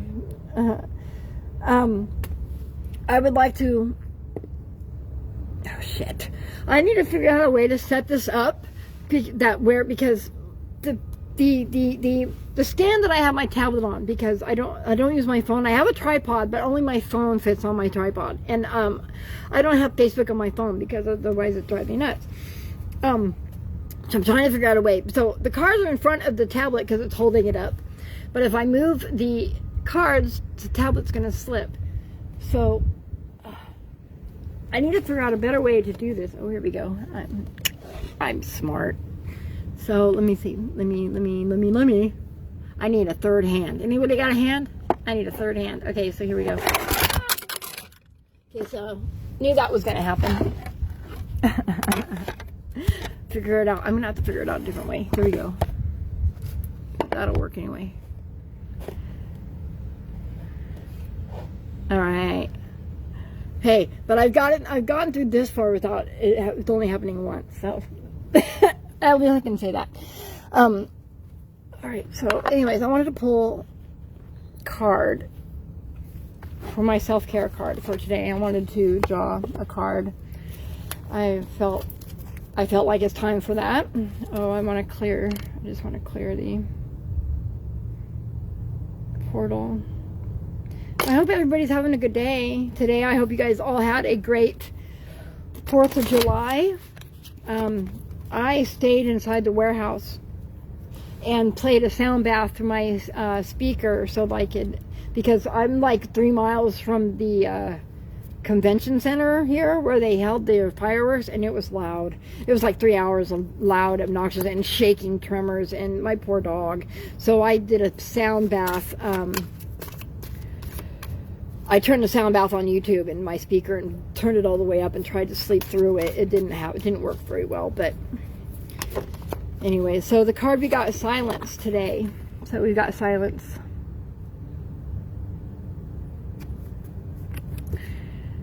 Silence. Rest your mind. Silence is good care. Is good self-care. So that goes along with what I've been saying. Silence your mind. Listen to your heart. It's the D4 activation, the mind-brain coherence. I mean, the mind-brain. Not the mind-brain. It's the heart-brain coherence that we need to learn. The skill that we need to learn. That's how we start. And the way we start is through silence. It's by silencing our mind, right? It's by being present in the moment and being aware of what's happening within your body, within your mind, knowing what's going on with your soul, with your heart, controlling the thoughts, and knowing that any emotion only chemically lasts 90 seconds within the body. The 90-second rule. I was reminded of that yesterday from a viewer. And this is silence that's anchored in time. Silence anchored in time. And I say it like that because this is the deck that I pull. Well, I lay this down in the box that they come in, and then I stand this one up for the card of the day. Stands up at the bottom. So this is the card of the day. This is the card that Spirit is speaking to me to, but it's anchored in time. And that's how I look at it. And so in the box, it's... So here's the box. Now it wants to be difficult. It doesn't ever give me a million tries to put it in the box, but today it does. Hold on. Usually it just goes in slick. So here's the box. That's what I do, and I just stand it up at the end, and silence, anchored in time. I have a profound relationship with Source today, and Spirit, and my higher self, my oversoul. And I encourage, through Keylonic science and the Kathara grid of life, and through the Cloister Duratura plates and the records that they carry, and the prophecies that they speak of within them, I encourage you guys. We are celestial, angelic beings. We are powerful human beings. We were created, in the 5th dimension with 12-strand DNA potential. Okay, we were created to be the guardians of the galaxy, and we have to evolve into that creation, because the bioengineer avatar, the meat suits that we were created in order to evolve through the dimensions within the denseness of this avatar, our nervous system has to be primed. And right now we are in the densest dimension. And the thing is when we were created, when this experiment first started, with the celestial beings, the celestial human beings, we were created, like I said, we were created in the 5th dimension. We were not supposed to be in the 3rd dimension. We were never meant to be trapped this down low in the dimensions. This was done to us. We were trapped. It was another extraterrestrial race that influenced the celestial humans during the time of the Atlantis, and Lemuria, and they influenced the celestial humans at that time into greed and war, and ultimately through that influence and decision that they made, war was made. The crystal grids of the planet, of the inner Earth, were blown up, and the planet was thrust through a black hole. It's a black hole anomaly that was created through the Metatronic Cube technology. The first time they tried, when they first hijacked the technology, and the first fall occurred. See, because there's more than one fall. There's more than one seeding of the human celestial beings on the planet, and there's more than one fall. The Dryer Youngest is just the most recent. Yeah, I think I said that right. If I didn't, I might have. The Dryer Youngest is only one of them anyway, and I think it's the most recent. I think it's the most recent. The one when the dinosaurs died is the younger Dryas. There we go. I'm saying it wrong. Anyways, time is a loop. Look into Keylontic science, the Cathar grid of life, and the Cloister Dura Tura plate. Samuel Lee MD, spiritual psychiatrist, is a good resource. I have videos on my Facebook timeline feed that you can refer to. There's another YouTuber, and I can never remember her name, but her videos are on my feed. She says it's simpler than, it's easier to understand than some of Samuel's stuff, and I don't know why. I just resonate with her a little bit more. Samuel, I like him too, and if you resonate with him, by all means listen to him too, but there's other resources, is what I'm getting at. And if you can find the resources and the recordings of actually watching Ashtiana Dean, they're hard to watch because they're old. They're the late 90s, early 2000s, but they're the only recordings of her workshops that are available. And she's the one that I recommend that if you can find the recordings of her, the Amenti series by Ashtiana Dean, her broadcasts and her teachings are the easiest to understand. And the videos are just hard to watch because they're old and the quality is old. That's the only reason. You got to get past that part. In order to learn, and I don't do it well, and I do it in short bursts, but I like listening to her the best because I can feel the frequency that she's putting out, and I can resonate with the truth of the frequencies that she's speaking, and she breaks it down so easily. It's so easy to understand. And like I said, these videos links are on my Facebook feed, so please, I encourage you, research the information.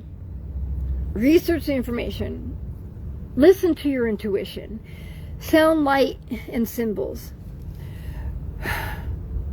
expose yourself to sound baths.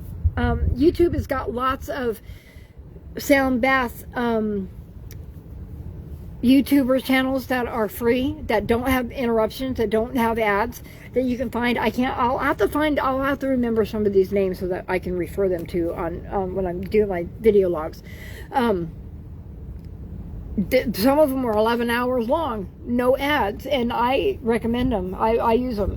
Frequencies is the best way to activate your DNA, you guys. Sound. And your voice is the most efficient sound to activate your own DNA. And if you use the Hindus and the Indian religions with the Om, they're on point, but the true original sound is And you want to put your tongue on the top of you want to rest your tongue on the roof of your mouth, because that's what activates and triggers your vagus nerve, or stimulates your vagus nerve, and keeps your parasympathetic nervous system in the on position. Because that's the only way you can activate your DNA. If you're in flight or fight mode, you're not activating anything. You're just causing your body more stress. Okay? So you need to make sure that your parasympathetic nervous system is in the on position, and you can do that through prana breathing, alternate nostril breathing. I do it every day when I first get up. First thing I do is ground myself with prana breathing, the alternate nostril breathing. And when I say that, you cover your left nostril, breathe in for 4 seconds, cover both nostrils, hold for 4 seconds, and breathe out the opposite nostril. Breathe in that nostril that you just breathed out, hold for 4 seconds, hold for 4 seconds, breathe out for 4 seconds, the opposite nostril, breathe in for 4 seconds, and you just do that. And you'll know that your parasympathetic nervous system is activated when you let out a huge yawn. When you're doing that and you stop, your body stops and yawns, a huge yawn, and you feel that you'll feel your diaphragm kick in. You'll actually feel your diaphragm kick into the breath, and you'll know that your parasympathetic nervous system is switched on at that point. And that's when you want to begin meditation, and that's when you want to begin any kind of internal work. It's futile to do any internal work if you don't have your parasympathetic nervous system turned on. And that's the one thing that all these practices that don't tell you, that one simple fact, that anything you do for ascension, for meditation, for any of this inner work is futile and is moot if you're not in if your parasympathetic nervous system is not turned on. And most of the time, most humans are in flight or fight mode, whether you realize it or not. You can be sitting down in front of the TV and be in flight or fight mode. And the fact most insomnia is because most people are not turning on their parasympathetic nervous system, or know how, before they're trying to go to sleep and get rest. That's why you can't sleep, is you're not in rest and digest. And our bodies are bioengineered technology and can be biohacked. So learn these methods. If you want to better your life, and you want to improve your life, and you want to raise your vibration, and you want to be caught up in the Armageddon agenda, learn how to biohack your body. Learn Keylontic science. Science and spirituality are one and the same, and Keylontic science is what teaches us the methods, the modes, and how it works, and the truth behind it. The Kathara grid is micro to macro. The Kathara grid is our own personal grid, but it also represents the grid of the planet. It also represents the grid of the galaxy, and so on and so forth. Micro to macro. Everything's a spiral, and we're connected to everything. I am you, and you are me. There is no difference between the two of us, except our vibration. That's the only difference, is our vibration. Where our personal particum vibrate at is the only difference between me and you in this third dimension. And as we start going into higher dimensions, our oversouls start accumulating, because our soul is 12 versions of us. Our oversoul is 144.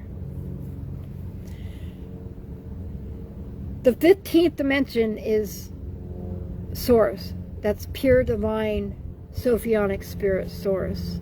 Is the 15th dimension. And we are in dimension 3. And we are in the first harmonic field, which is dimensions 1, 2, and 3. Make up the first harmonic field. The 15th dimension is its own harmonic field, all by itself. So you got 1, 2, 3, 4, 5, 6, 7, 8, 9, 10, 11, 12, 13, 14, then 15. So 13, 14, 15 is the 15th dimension.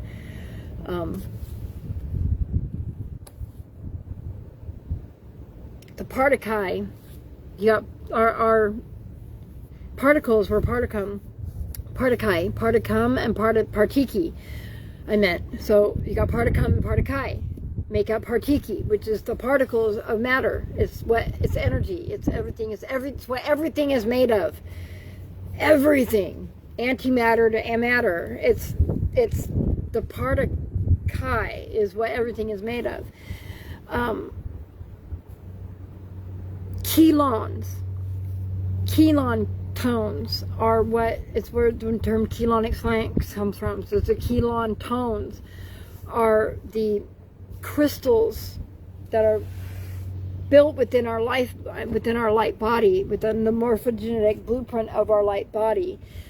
But first you got to understand the dimensions before you can understand that. And you got to understand your DNA. Your DNA, D1 through D12, coincides. The D1, D2, D3, 4, coincides with the dimensions within our own biology. Micro to macro. So our DNA, the helix of our DNA within our spine and our personal particum, our atoms, reflect the cosmos. You know, like that movie in the Men in Black when they showed the dog that had the galaxy on the collar, or the cat, excuse me, it was the cat that had the galaxy on its collar. I mean, that's basically, that's what I'm talking about. That's reality. Micro to macro, that is our DNA. That DNA helix spiral that they show us to represent DNA is what the spiral of reality looks like from micro to macro. Literally.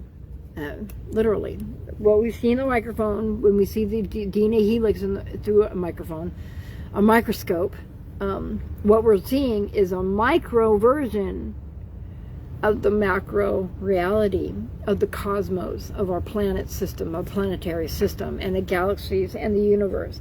And not just ours. There's more than one galaxy system with living beings in them, okay? We're just not all created the same. There's a lot more humanoid creation than, well, most creation is humanoid, to be honest with you, with different variations, like with the reptilians and other races, the Zeti, the Greys, and there's different variations, and but that's a lot to get into. And we have been conditioned and raised and programmed to think that we are the only ones in the universe.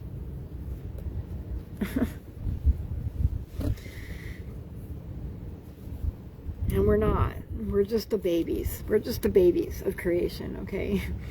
But we're the babies of creation that has the greatest potential. We have the most potential than any other creation in the universe, which is why everything that's been done to us has been done to us to halt our evolution and to feed off of our energy. Is because of that fact. Is the fact that we are the most powerful beings in creation on the planet. In the universe, I meant to say. With the planet, in alignment with the planet. We are guardians of this planet. We are meant to ascend with this planet. But celestial angelic human beings are the only beings in creation that have been created with a DNA potential of 12 strands to be able to inhabit biologically within a biological avatar 12 dimensions, the 12 dimensions of the lower harmonics, which is why we were created. We were created to be the guardians of all creation, and to upgrade it is the purpose. Source is integrating its shadow. Just kind of let that, just contemplate that for a little bit. Just what I said, literally. What a source is integrating its shadow in order to upgrade itself. What does that look like? What does love look like, you guys? If source is love, the Sophionic spirit is the highest expression and frequency of love. What does that look like, really? And what would it do if it was the only frequency, if it was all by itself? All of this is a projected hologram of the original source, broke down through different harmonic fields and dimensions,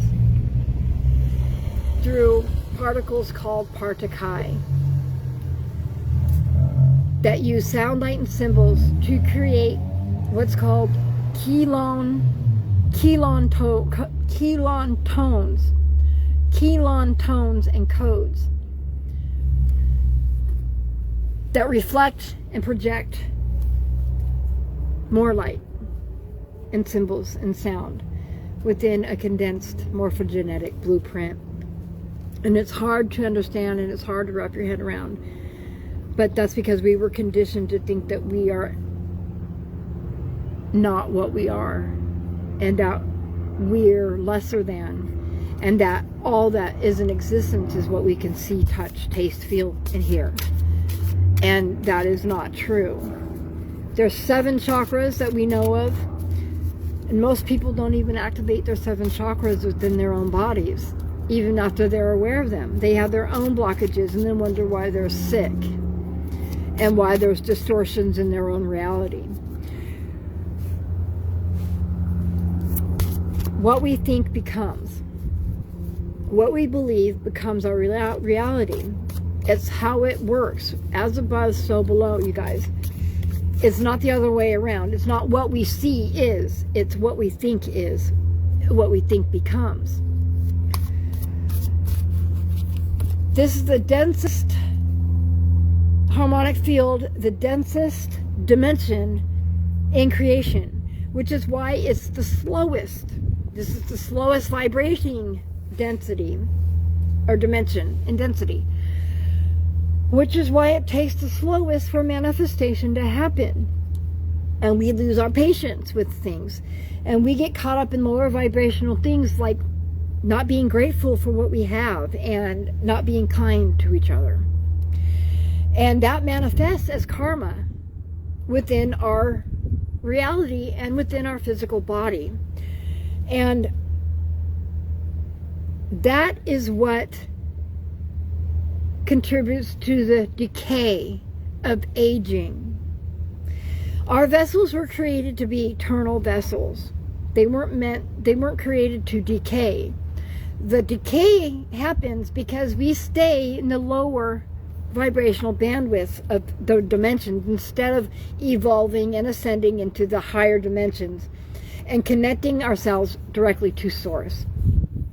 That's why the decay happens, because we stay consciously in the lower vibrations, in the lower bandwidth dimensions.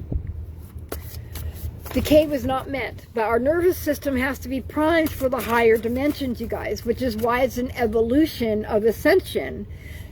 We were created to evolve to be the most powerful beings in creation, but we have to evolve into it. And and that has to do with our nervous system. Has to be primed enough to transition and transform to survive the ascension through the higher dimensions and harmonic fields. That's what the purpose is to activate our DNA so that our physical suits, our physical avatars, can ascend into the higher dimensions, you guys. So we do that by raising our vibration, our internal vibration, and we do that by controlling our thoughts. And by being kind to each other. We don't resonate with fear-based agendas of others. We don't co-sign with others' fear-based projections. We stay sovereign in ourselves. We raise our own vibrations, and we start that by education. We start that by being not ignorant to the truth of our reality, and by slowing down.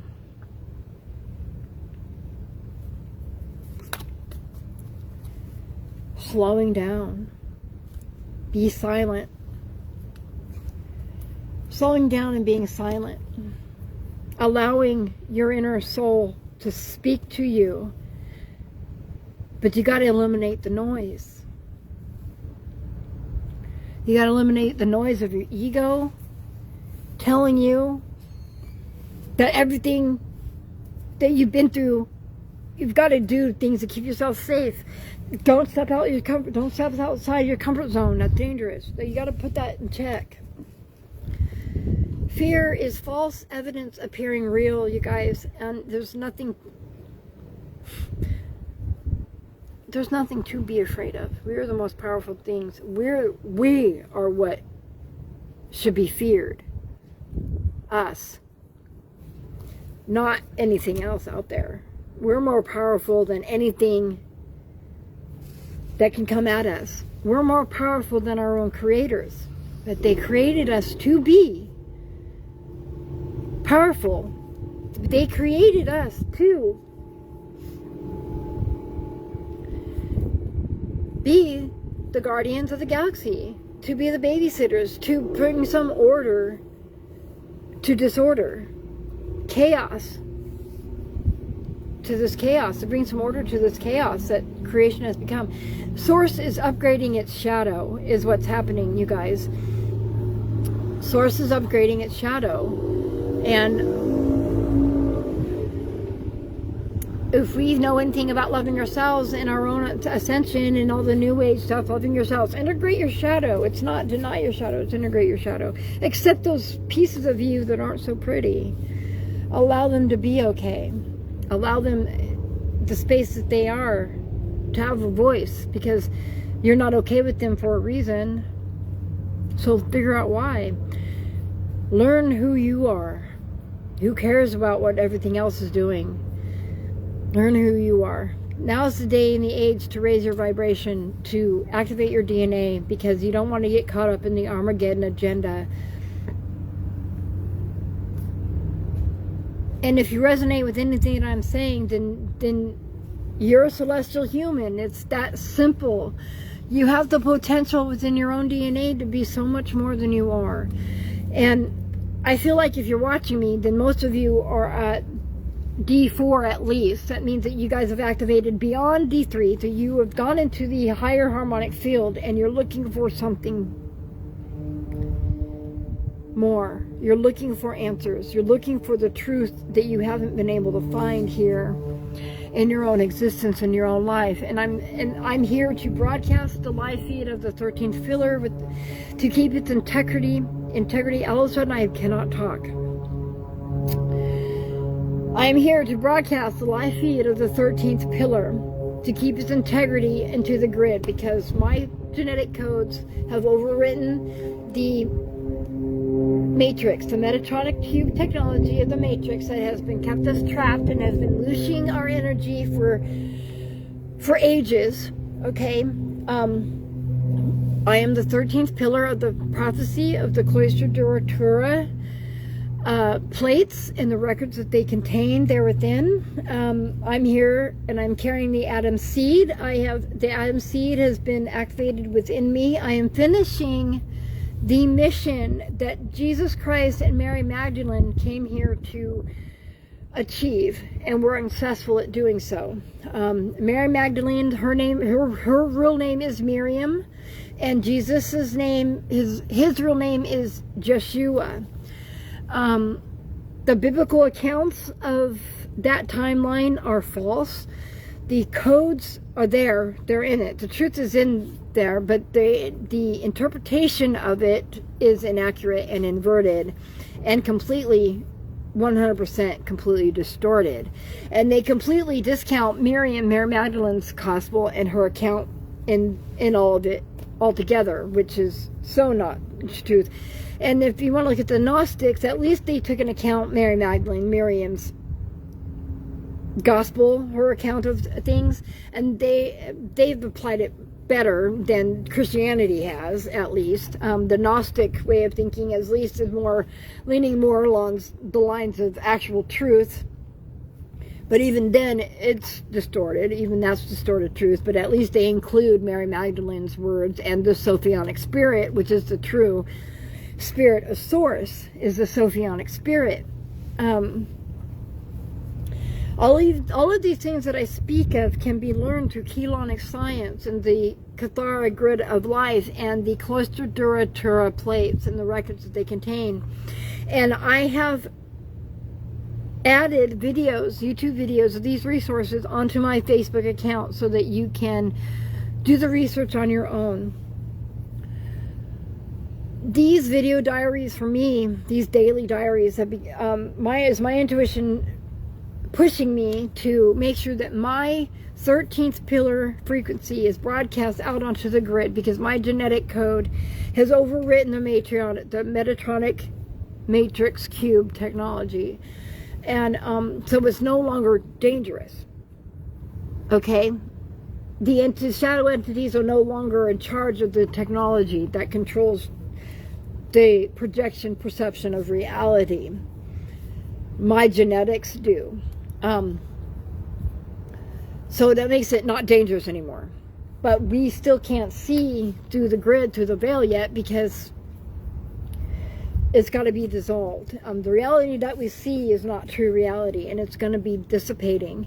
You need to raise your vibration and ascend your DNA. Look into ascension mechanics of the Chelonic science of the Cathara grid, the true grid, true tree of life, the Cathara grid, Cloister Duratura plates and the records. The Adam seed is the mission that just Jesus and Mary Magdalene were trying to succeed at, where they were trying to join into a union to create a child, the Christos consciousness child, that would be born with its full Christos DNA online in order to project the frequency and correctly dissolve the containment net of the Metatronic cube technology in a gentle way, without snapping back, and everything that gets lost, that's consumed in the lower bandwidth of the containment field, would dissolve instantly. So it's got to be a process. So they were here to try to manually override it then during their timeline, and their mission got hijacked.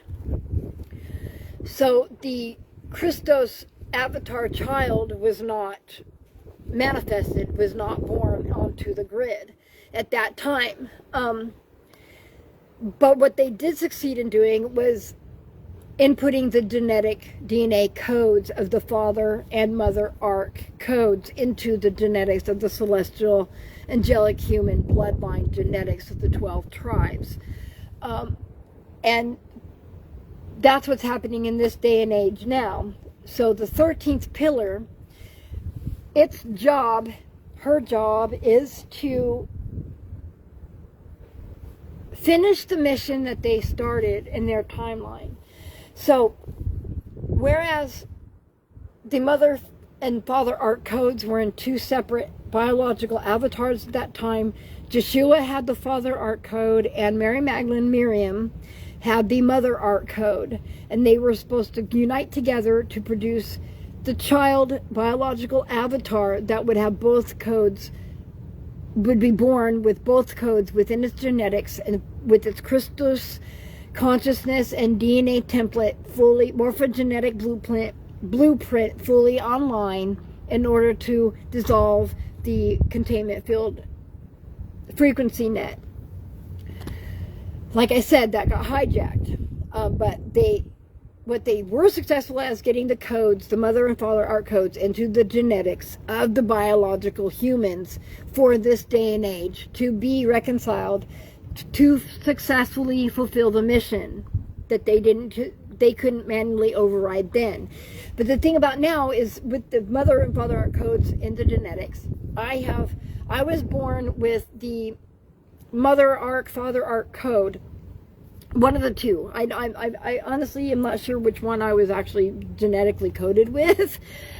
And I had to retrieve the father ARC code from another CDT plate individual who I dated. And the way that we found out that we were CDT plates was through our natal chart, through our natal birth chart, the Western, the tropical, as well as the sidereal birth charts. They are the cipher key. When you align it to the CDT plate records and prophecies, you can find out your placement through there, through your own natal chart. Your personal natal chart is the cipher key to knowing who you are within the celestial human tribes, as well as your own genetics. Start with your natal chart, though. I would start with your natal chart, and if you know your blood type, that's a good way to start too. Incorporate the two, but look into the Cloister Dura Tura records in order. That's what your natal chart is, the cipher key to, is the Cloister Dura Tura plate records. Okay, you're not going to find your information through astrology alone. It has to be through look through the records, look through the Cloister Dura Tura records through the lens of your natal chart, and you can learn so much about yourself. I had a key. I carried the HLA-B27 gene key, which is an autoimmune marker in genetics. I found it because I was afflicted with a biological affliction that had to do with this gene. That's how I found out that I had it. And then later on, and that was in my 30s. And then when in the last year, I had an intuitive, my spirit told me that the HLA-B27 gene is the key to unlocking my purpose, my life purpose. And boy, was it right on the money. And boy, howdy, it just was, whew, I did that, and all the information came flooding. And now I can't close the door and lock it back up if I wanted to. Or even if I tried to, I couldn't. The door's open. The flooding has happened, and I am who I am. And I'm okay with that. I've accepted this role. I've accepted this is my role. And I'm following through on what I believe is what I'm supposed to be doing to walk out my part of being the 13th pillar. And now the 13th pillar is, so I retrieved I was born with one of the, either the mother or the father or codes. I was born with one of the two codes. And then I retrieved the other frequency code from another CDT plate avatar that I had a relationship with in the past, along the lines. Now, there's 12 CDT plate biological avatars that walk the planet. I think I mentioned this. And they coincide with a Cloister Dura Tura plate record and a starseed gate on the planet. The 13th pillar is the axis of the 12 of the spiral. The 13th pillar is the axis of the spiral, and that is me. I'm the 13th pillar. I'm the biological avatar anchor for the 13th pillar of the Cloister Dura Tura prophecy. I'm the master key. My genetics are the master key for all 12 stargates, as well as all 12 plate records. as well as the 13th pillar being the pillar, the center point, and the master key. The 13th pillar is also what unites the Father and Mother Ark Code to now fulfill the mission that Yeshua and Miriam started, which is to biologically imprint a male avatar, broadcaster avatar with the Christos consciousness, morphogenetic blueprint, DNA, nervous system online onto the grid in order to dissolve the containment net. The Adam Seed Code was activated on June 21st, 2026, Father's Day, within my body. I am 13 days into this gestation maturation period with the Adam Seed. So what I understand that to mean is, so if I am actually biologically imprinting, so I'm assuming that I am actually biologically printing a child. The immaculate birth idea between Jesus, how Jesus was born is true, but it has to do with the 12-strand DNA activation of the celestial human avatar, you guys. And his birth was a sequence. What they don't tell you is that his mother Mary was also an immaculate birth. Her mother Anna went through the process that I'm going through, where she received, when she was 8 months in utero, she received a signal from the Three-Eye Atlas that primed her nervous system to be born online like an indigo child. She went through her life being human in a Essene community and was raised knowing what she was doing. She was raised knowing her purpose. When she turned 49 years old, her body and her nervous system was primed enough to activate and stabilize her online DNA.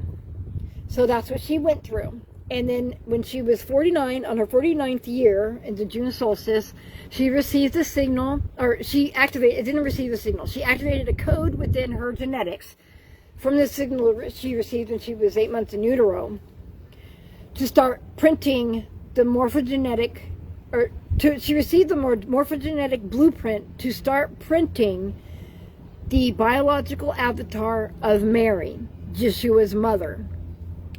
So then she did that. So then Mary's born, and she's born online and fully activated, but at D9. She's only at D9. She's not full, it's D9.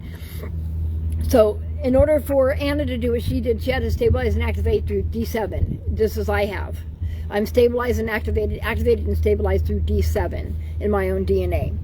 And I had to do that in order for the Adam Seed Code to activate. So she does that, and she births Mary. So Mary, she's born in this Essene community. She knows what she's doing. She knows what she's born. Mary knows who she is and why she was born and what she's doing. Okay, and she was born fully online and activated.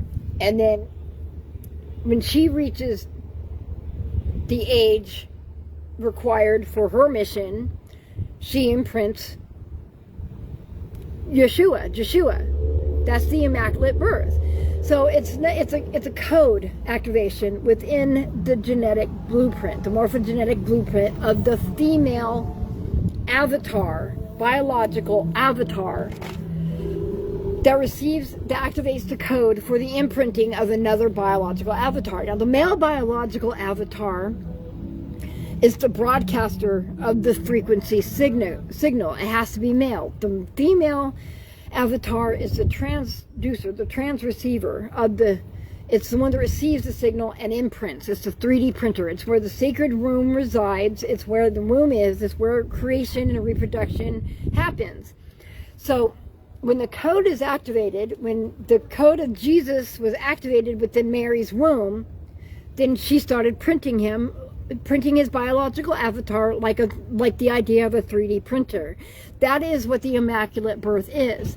Now, Mary Magdalene and Yeshua, like I said, they were supposed to come together with their mother and father art codes to create this biological male avatar to be the broadcaster of the Adam seed, the Christos consciousness template onto the grid. They were not successful at that. They were successful only in getting the father and mother art codes into the genetics though. And so now I'm here. I received this 3i Atlas signal when I was 5 months old in 1977. There was a wow signal that has been mathematically reversed and tied to the 3i Atlas that was here last year, that showed up into our atmosphere last year. That has everything to do with the 13th pillar and the prophecy and the dissolution of the containment field net of the prophecy of the Cloister Duratura plates and the records that speak of within Keylontic science and the Cathara grid of life, the Cathara grid of life. Now, I was born with one of the codes, and I retrieved the other code from another CDT plate avatar that I've discovered within. I've learned this all within the last 6 months about myself, you guys. And my genetic code, my HLA-B27 gene was the key to unlock all of this information for me, as well as my natal birth chart, my tropical as well as sidereal birth chart, in alignment to the Cloister Duratura plate records and the prophecy that it contains. This is how I learned this information about my own personal journey. Now, the prophecy and the Cathara grid and Keylonic science is still applicable to everybody, but your own personal natal chart is the cipher key to learning your codes. Okay? That's the place to start, is with your birth chart, both Western and sidereal together. Look through that lens into the prophecy contained within the Cloister Duratura plates and the records that they contain. Keylontic science and the Cathara grid of life is what I'm talking about. Keylontic science is the science of spirituality. They're one and the same. Excuse me, that was a release. So, Yeshua and Mary Magdalene, Jesus and Mary Magdalene were not successful, but the codes were successful. I have received the codes, and I now have the codes in my own genetics. And the Adam seed code activation happened on June 21st, 2026, on Father's Day. Now, through my research, I don't have any biological proof of this at the moment, other than how I feel within my body. And I've been pregnant twice before. I know what a pregnancy feels like. And I would be 13 days into this. We're 13 days into the gestation of the Adam seed.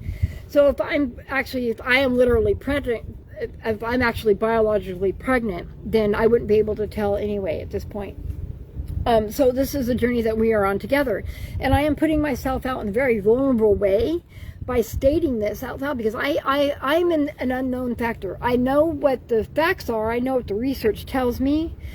But this is an unknown factor. Now, I know that religious history tells me that Immaculate Birth is capable, right? Because we all believe in the birth of Jesus on some level, or have heard of it on some level. But to apply it to this day and age is out of the box thinking, right? Why? But why is it? Why could it be possible then and not now? And I struggle. These are things that I struggle with myself in my own thinking, because I am the 13th pillar, and this is what I am doing. So whether I'm actually literally physically pregnant in my biological avatar, I know that I am pregnant energetically in my higher soul, in the harmonics fields of my highest soul, my higher soul. So, and what I do know also logically, that as above, so below. So anything that happens in this physical reality happens first in the energetic realms. That's how manifestation works. That's how this reality is manifested. It's a projection, it's a hologram of our brain, of us, and it's a collective one. It's a collective one from our oversoul harmonic field, you guys. We are all connected. I am you and you are me. There is no difference. There is no separation, you guys. Except for vibration. That's the only separation, is vibration. And we are meant to evolve together. So let's do that. But we are on this journey together, and I don't know, and I know as I speak out loud, I know how crazy I sound. I know I sound like a crazy person. I don't feel crazy, though. I don't feel crazy. I feel like I'm on point with my mission. I feel like I am exactly who and where and what I'm supposed to be, and doing exactly what I'm supposed to be doing. And I believe, okay, so if I'm pregnant energetically, if I'm carrying and housing and I'm the energetic incubator, because that's the terms that's used within the prophecy, within the records, is incubator for the Adam seed. I don't think it's hard pressed for me to think that I am going to be legitimately birthing a child and following through. If I'm finishing the mission that Jesus Christ and Mary Magdalene came to do, and we're successful, as I'm finishing that mission, it's reasonable for me to think, after the research that I've done, is that I am pregnant with the Christos consciousness, the Adam seed, which would mean that this is an immaculate birth. Because I'm not a virgin. I'm not claiming to be a virgin. Hello. Not even close. I've got 2 kids. However, I've been celibate for almost a year now. It'll be a year in November. October, November, something like that. I've been celibate for a year. For almost a year. Anyways, and the last person that I had any sexual relationship with is in Gardnerville, Nevada, and that was in, like I said, November. I've been in California for 6 months, and I haven't really made any friends. I haven't made an effort to make friends, to be honest with you. I've been going through an ascension transformation that's been overwhelming and confusing and profound and scary and exciting and amazing and fulfilling.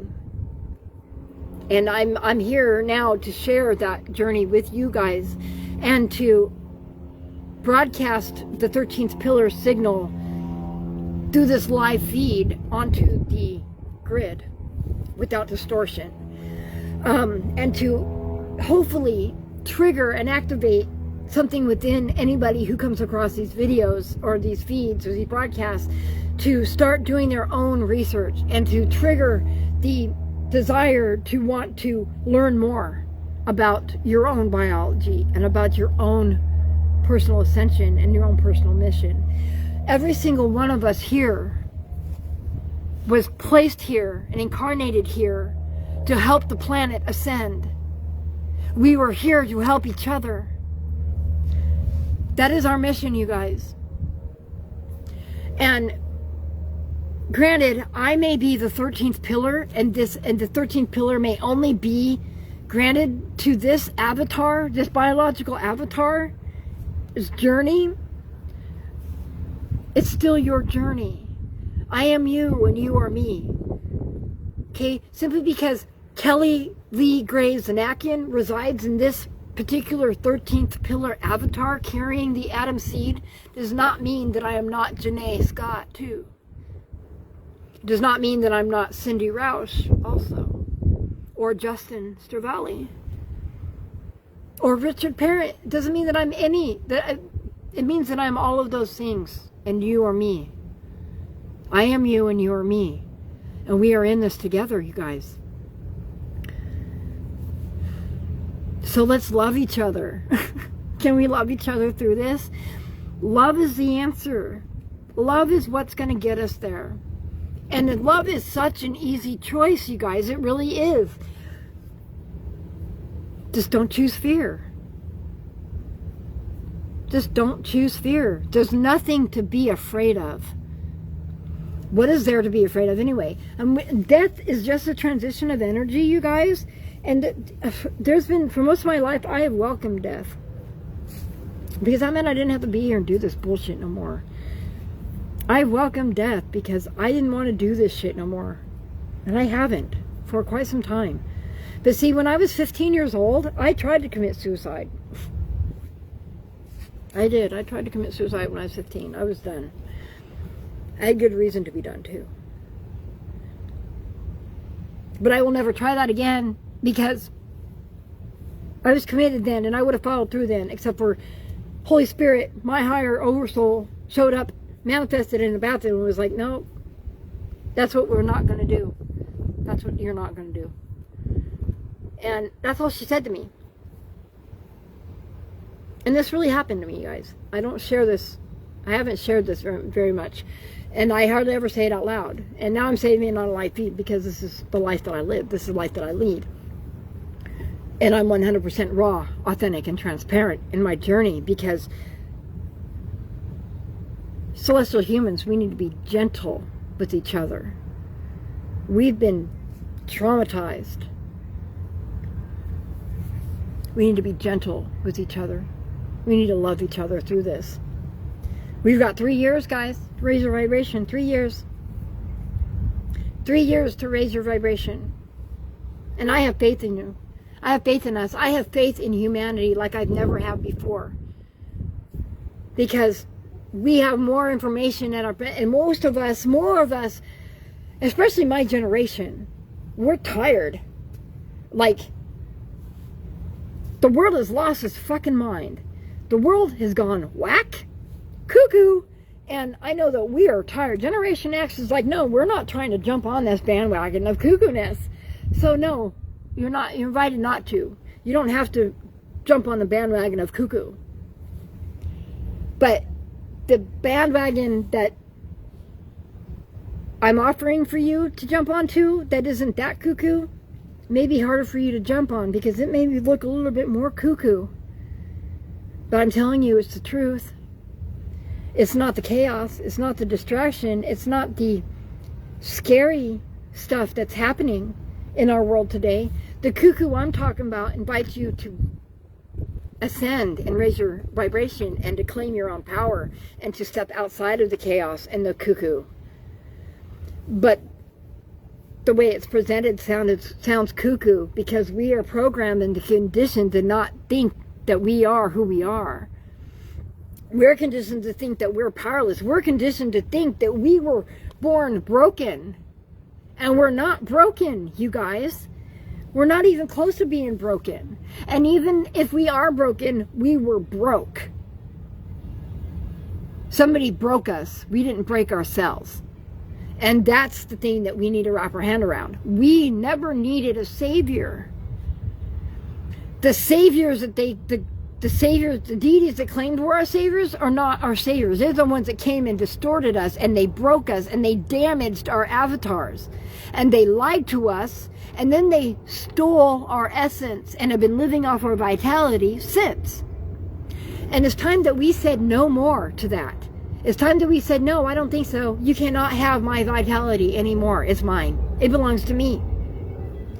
And that starts with, first of all, deciding that what you think you know isn't the truth. It's, first of all, deciding that what you think you know about everything, that everything you've been taught about this reality and you and who you are as a human being is false. You have to start with the idea that everything you think you know is not true. You have to start with the idea that you might have to unlearn everything that you think you know about yourself and reality to get to the truth. And that's a scary place to stand. It is. I've stood at the end. I've stood at the cusp of that edge, of that cliff, and I stood over it, and I looked at it, and I stared at it, and I pondered long and long and long and hard before I had the courage to jump. But I'm encouraging you guys, please make that jump. I'm telling you, it's a soft landing. It might be a little jagged. You might run into some thorns on the way down.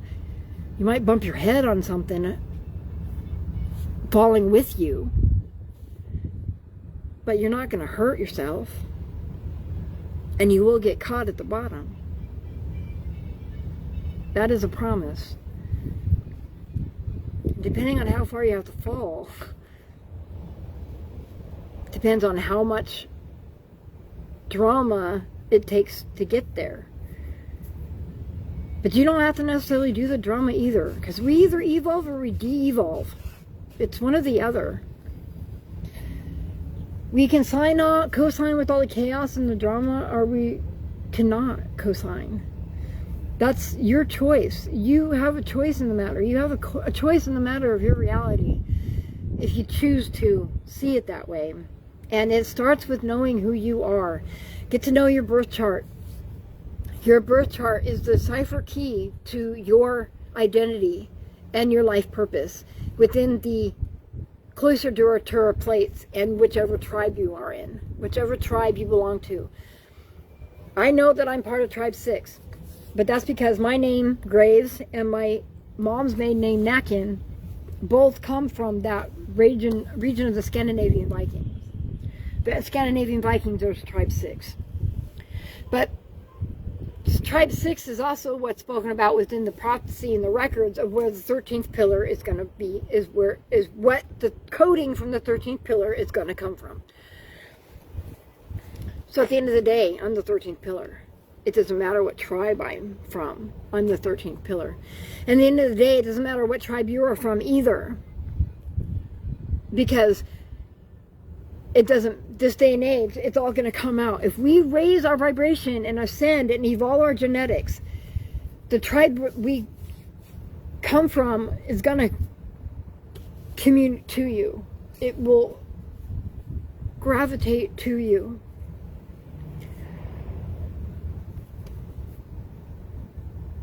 If you know your blood type, that's a good place to start.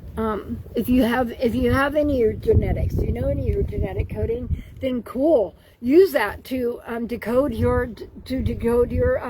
DNA and your ascension mechanics through the use of your natal chart and through the Cloister Duratura plate records and Keylontic science. Keylontic science and the Cathara grid of life. Those are the tools that you can use to unlock your own identity and your own life purpose. So, I feel like this broadcast is starting to come to an end, come to a close for me. I don't know how long I've been talking, how long I've been sitting out here doing this. Today is day 13 of the gestation of the Atom seed that I carry. Simply put, the simple cell reproduction is stopped, and its morphogenetic blueprint is now being mapped within its little biological embryo. That's the stage that we have started. And we are on day 13 of the 1,314 day gestation and maturation journey of the Atom seed. Before he is 3 years old and his little nervous system is primed and mature enough to broadcast the Christos consciousness frequency signal and solidify it into the grid for all of the celestial, angelic human beings who are vibrating high enough at that time in 2030 to catch the wave and survive the Armageddon agenda of 2033. Thank you all for being here. I appreciate you guys taking the time to listen to me and to resonate with the words that I speak, and I encourage you to do the research, activate your own DNA, raise your vibration, and share this video. Share these videos with people that you think may need to hear what I have to say. I do these live for the simple fact that I need to broadcast my 13th pillar signal onto the grid without distortion.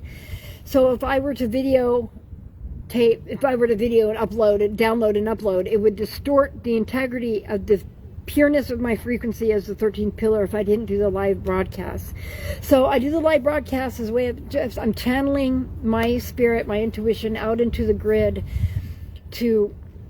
because I'm feeding the grid. The Metatronic black cube containment field is being overwritten by my HLA-B27 genetic code within my body as I'm printing the Atom Seed, who is going to be the ultimate frequency broadcaster of the Christos consciousness DNA template for the celestial angelic human beings in 2030, 2033.